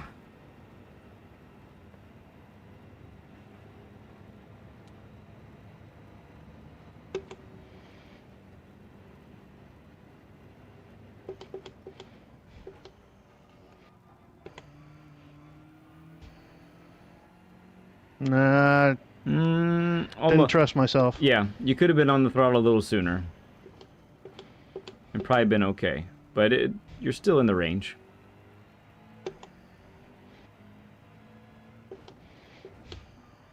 Yes, excellent use of first gear there. Look what it did. Boom.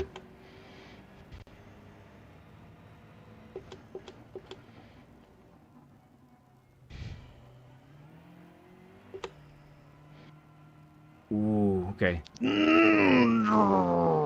So, I'm gonna... This is such a tiny technical thing, but are you ready for it? So, before that right turn,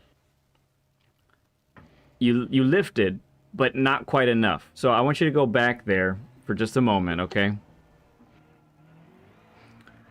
So, when you're coming into this part here, you lifted, and that's the right thing to do, but what I want you to do is lift until you know you can clip this apex.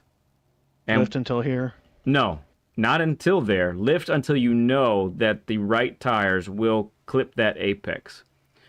So,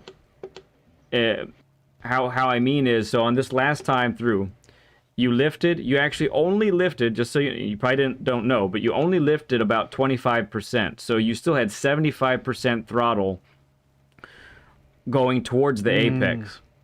So you slowed, but not a whole lot. When I lift there, I lift completely off. I wait for the car to point to that first apex, and then I get back on the throttle. Maybe not fully right away, but I'm getting back on the throttle. You feel me? Yeah. So, that's really what messed you up there, because since you didn't clip that first apex, you ended up having to turn more to the right than you really want to, and that's why you ended up spinning. Well, so what are we checking here? that's full throttle. Okay. And I still have like 1/8 of an inch of play, which it catches me out because I feel like I've lifted, and I haven't lifted because there's this gap at the top of my pedal, and I can't figure out how to get rid of that gap, no matter what I do. Gotcha. Oh, so if I don't know, maybe I need to reach out to Thrustmaster. Well, I was about to say, you might be able to calibrate that a little bit in the, maybe not, with what you're describing. No, because it only lets you do a minimum, right? I can't do a maximum and then like say, hey, set it here. Oh, sure. It's like, yeah, I see what you're saying. Okay, gotcha. Real quick, I need to welcome Jason McGuire in. Appreciate you coming in. Thank you. Is this a teaching stream? Yeah, on Saturdays we do Learn with LEDs. So this is where I do a live coaching session with a subscriber. So with a pig-headed subscriber that can't figure out how to not ham-foot his throttle pedal. No, man, this is normal, dude. This is totally normal. Steven Sills asks, have you updated your wheel recently? Yeah, I'm on the latest firmware. Okay. Yeah, and if anyone's watching right now and you say, maybe I should do one of these sessions for myself, you can reach out to me in a couple ways. You can, that's my handle in PlayStation, Lead Pencil 2017. You can reach out to me there. I recommend that you friend request me and then message me that you want a session, because and if your YouTube name is very different from your PSN name, for example, let me know who you are on YouTube. That way I can know. You can also join our Discord and direct message me in Discord, and we can get the conversation started right there. After EllGee, we have 1, 2, 3, 4, 5, 6, 7 other people on the list at the moment. So if you're looking to get one, like, at least no later than 2 months from now, I suggest asking for it. No, sir, this is free of charge. We do these El Freebo so that anybody who wants to have a session has complete access to it.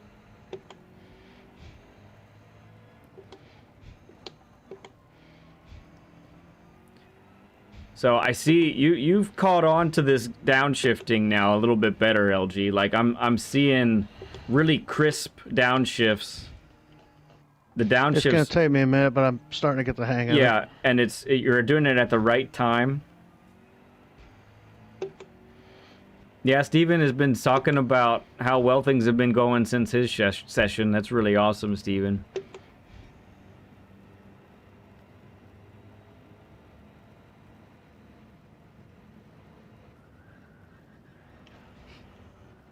Behind.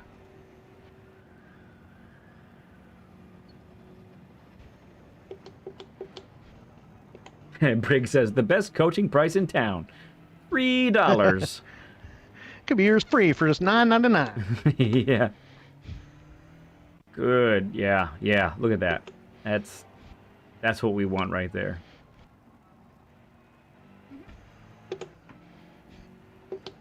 Finish. There we go.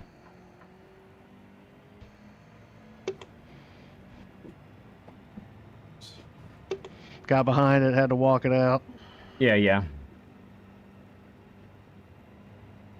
The Elle is back from her bath. Feels all good. Very nice. All clean.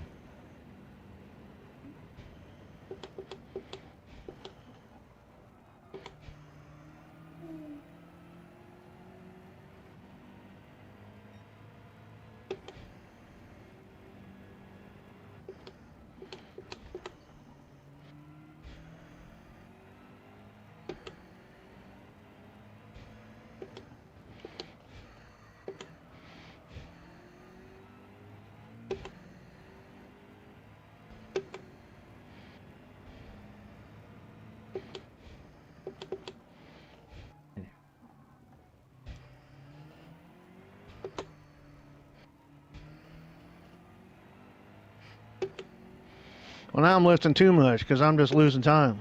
Well, I would say I think you need to lift a little earlier. Actually, Find a happy medium. You need to lift a little bit earlier. Get the car rotated earlier that way. And you can actually then, of course, apply the throttle sooner. Whee! It's a roller coaster, man.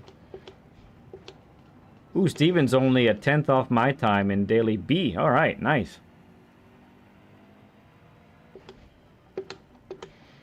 Yeah.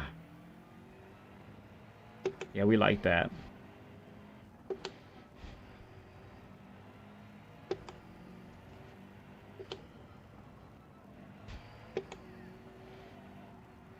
Ooh, so close. Damn. My time on race B, I have to look on website. Hang on. I forget what it is. If you do it in a meta car, it doesn't count. It only counts if you do it in a Swifty. Only counts if you do it in a Swifty, according to LG. Not everybody shares that opinion. Damn it. But, you know.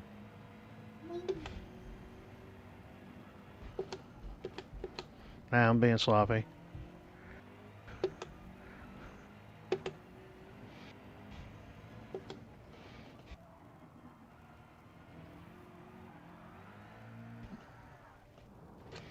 I have a 139.2.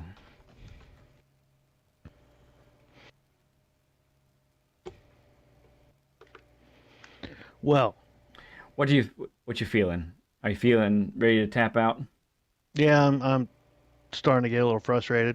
I gotcha. No, look, man, but I think you can see it. Like I'm seeing it. I think you've said already too. You're starting to see the benefits of it. So I can hop out of the share screen. We'll kind of wrap this up with a bow, okay? So let me get here. I've got some notes down. I wanted to get one more thing down here. Bear with me.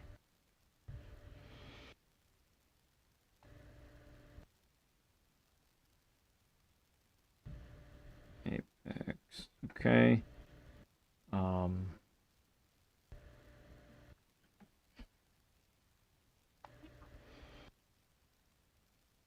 Yeah, I can definitely feel it. Like several of those corners you feel when you get it right. It really, it just changes the whole dynamic, and the rest of the lap needs to be altered. I just need to sit down and take some time, go through it in the morning. Oh Yeah. no, did I lose you? No, I'm here. Sorry, okay. I'm typing this out here so that I get the thoughts right. Yeah, and if you do end up, after you take a break and you get back in it, if you do beat your time, let us know in the Discord. We'd all love to see that there.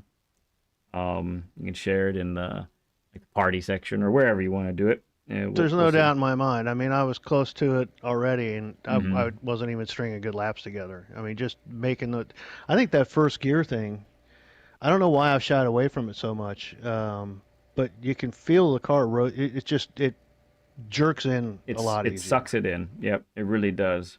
And that, you're right, your suggestion to go to second on the sweeper coming out, the left-hand sweeper that leads into the tunnel. Yeah. I've been fighting that in third, having to walk out the throttle, and the fact that I was able to do a 4 with all these bad habits, I'm kind of impressed. I think you've given me a lot to think about. Yeah. And definitely good knowledge that I can put to use. And if I beat a time, then you have to race a Swifty.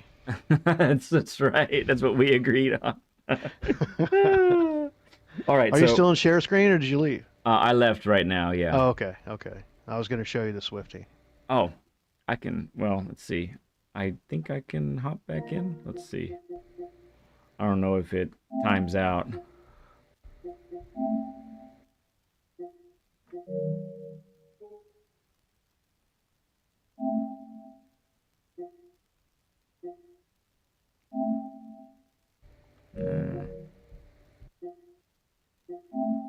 Or is it view shared screen? There we go. Yep. All right, we see it now. I think. Yeah, there it is. Super Swifty with the Superman colors and everything. That's really cool.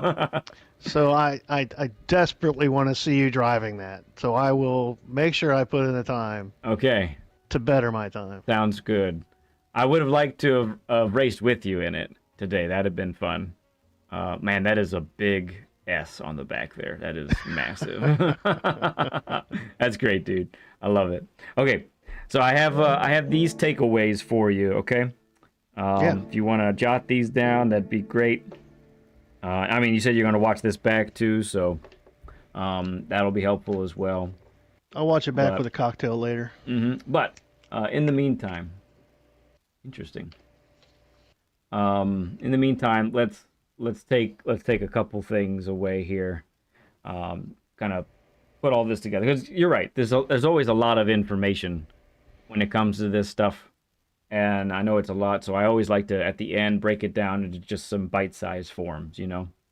So one of the things you need to watch out for is taking wider entrances than are necessary, and that's unusual. Usually I'm telling people take a wider entrance because you're too narrow, but you actually tend to seem to lean towards the other way.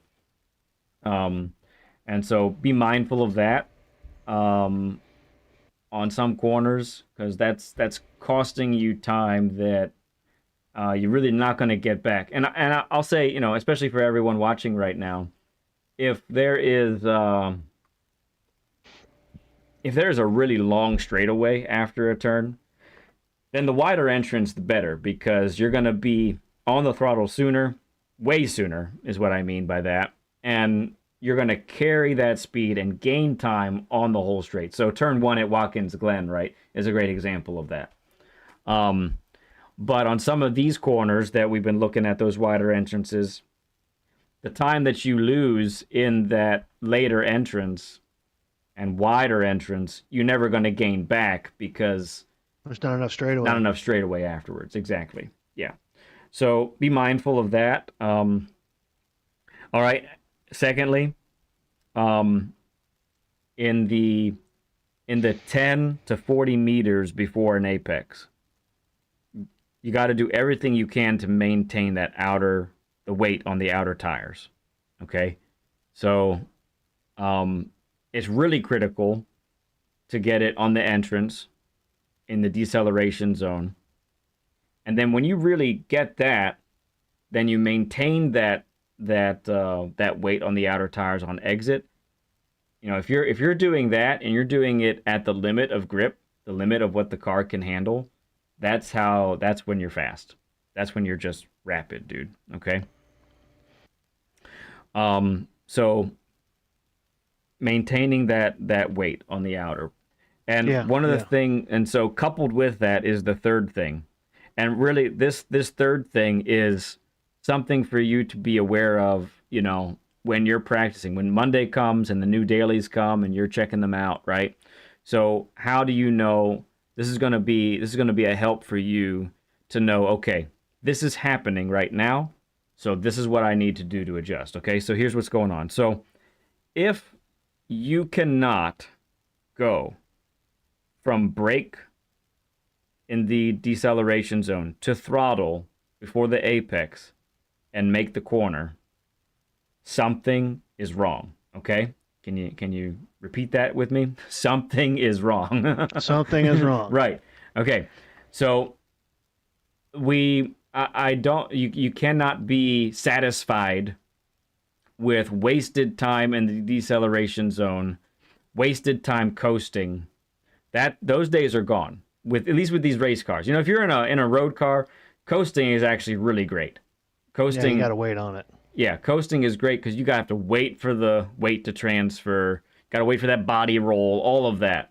But when you have these stiff suspensions in these race cars, it's totally different. You need to get that weight firmly planted over there and make it happen. So what that entails is braking and trail braking, and using your trail braking to maintain the weight of the car on the outside tires, so that by the time you get to the slowest point, you can get on the throttle and you make it. There's no power oversteer. There's no running too wide. So if it's and here's sub 0.3 sub point number 1. If you have if you're getting power oversteer on exit, then what's happening is you probably haven't gotten rotated enough before the apex, so that when you're on the throttle, you're having to over rotate the steering wheel, and that's causing you to spin. That's causing the power oversteer, because you don't feel comfortable opening the steering up yet because you feel like you're going to go too wide. But unfortunately, the byproduct of that is the back end comes out on you, right? Exactly. Okay. Yeah.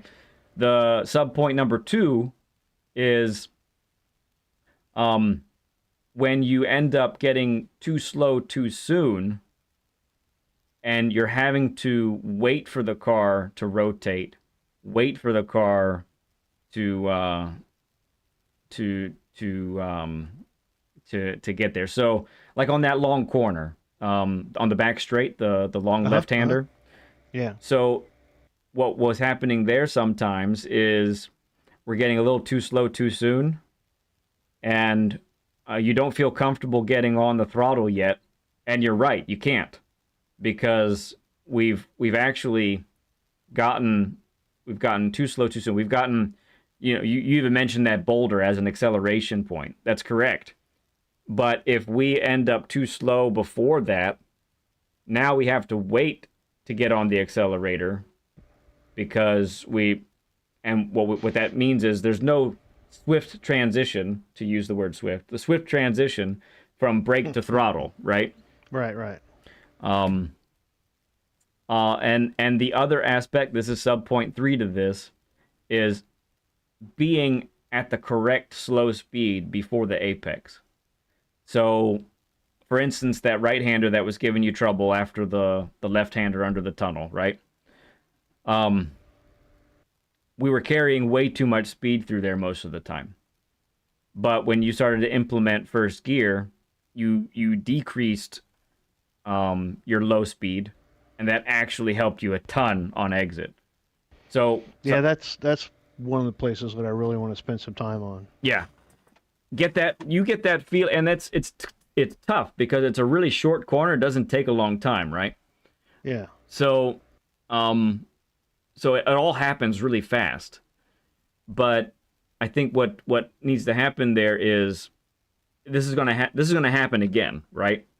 There's gonna be other corners kind of like that where your natural tendency is gonna be, I need to shoot to that apex and get there really fast, and you're gonna carry 9 miles per hour too much, and it's not gonna work, right? So when you were struggling, I'll let you know, because I saw it, and you'll see it too when you watch it back. When you were really messing up at that corner, you were carrying 67 miles an hour through the apex, and having to wait to get on the throttle well after, and then wait to get full throttle instead of slowing well after fast that. out, I was being fast in, slow out, which is the worst possible thing in that section. That is exactly right, yeah. When you were nailing that corner, you were at 58, 57, 59 miles per hour before the apex. First gear was rotating the car. You were able to at least begin getting on the throttle before the apex. And you were at full throttle much sooner, and you didn't have any drama with the back end coming out, because you did all the work beforehand, Mm-hmm. So those are your 3 points. Those are your 3 sub points under the third point. But I really, it's huge. Going from this to now not having lead in your ear, talking to you, now it's time for you to implement those things. And so I want to give you the tools and the keys to make sure you can do that. I feel like you have. I mean, it's been super informative. Cool, man. That's really cool, dude. Yeah. I don't know if I'll better my time today. I still got to go to Costco. Yeah, you got to do your thing. That's fine. But tell you what, I think I'll give you some encouragement, okay? You are you're like a lot of people in that you are right on the cusp. Don't tell me that. I'm special. I'm special. No, you're like a lot of people that struggle in this area of turning, that are on the cusp of getting to the real next level, like for real. Honestly, you've got what you have going for you already is your racing lines are proper. You know, you were saying it. You know when you did it wrong. That's huge, honestly. You know when you did it wrong. Usually when you've done it wrong once, you fix it the next time, at least better it the next time. Mm-hmm. And then I'll tell you what, all it really takes is these little tweaks. These are little tweaks. Like this isn't a it's not like you have to relearn everything that you've been doing so far, right? These are very small tweaks that you can implement, and really, honestly, I can see you reaping the benefits very soon. For sure, dude. For sure. Be encouraged, honestly.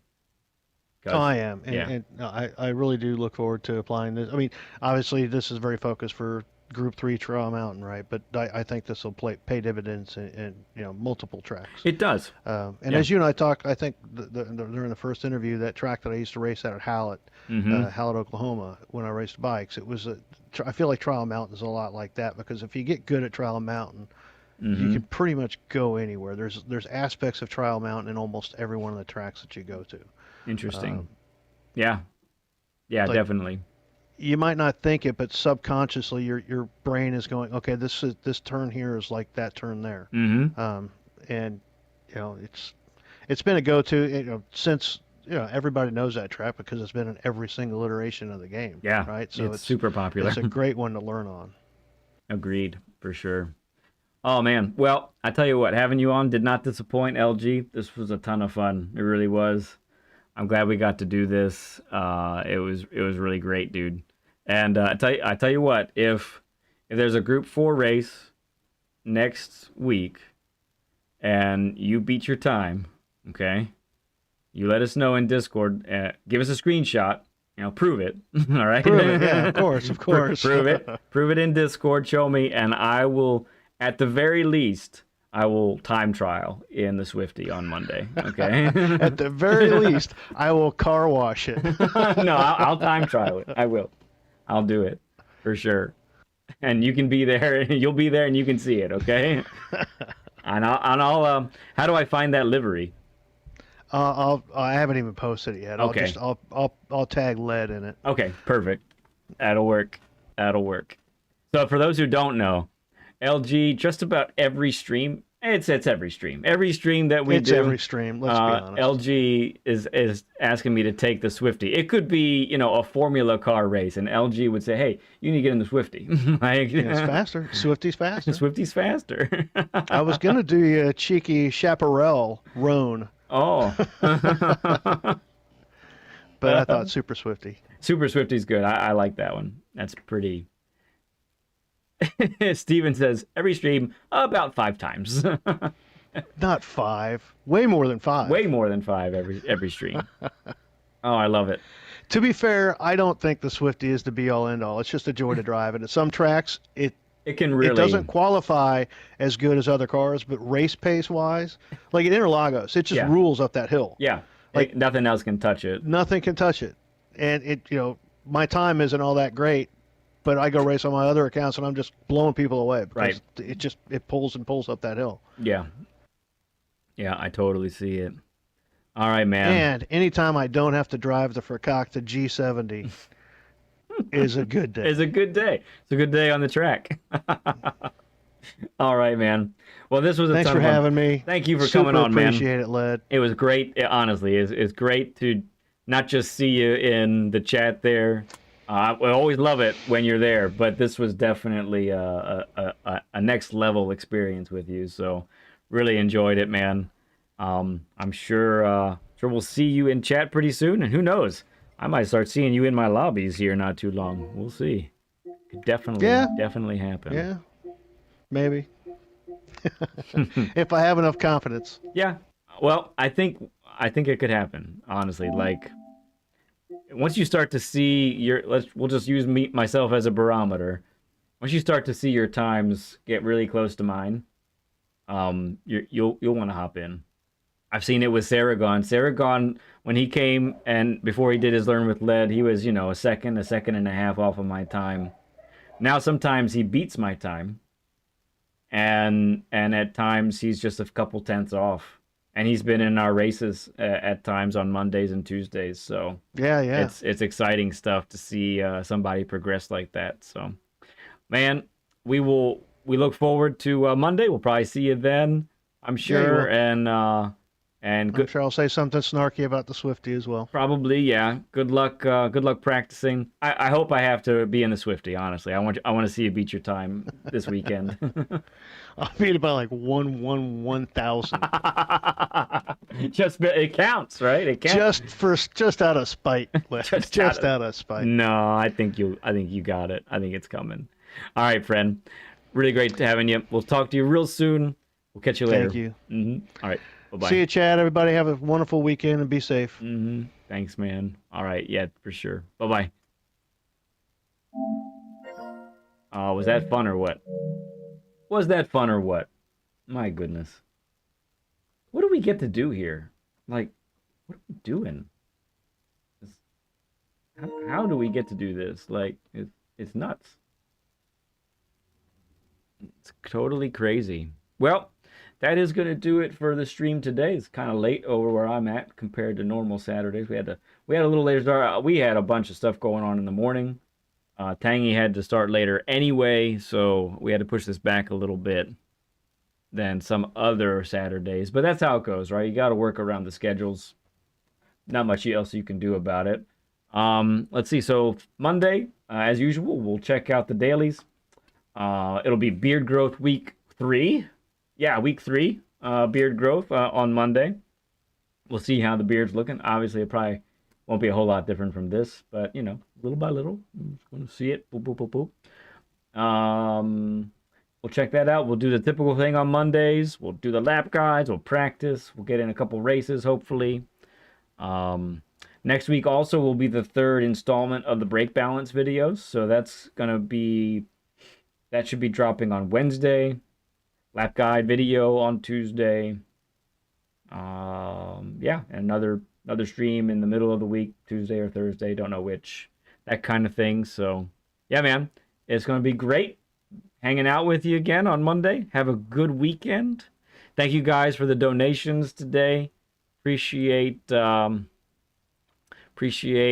Steven and German Kiwi for the donations today. You guys rocked it as always. Thank you so much.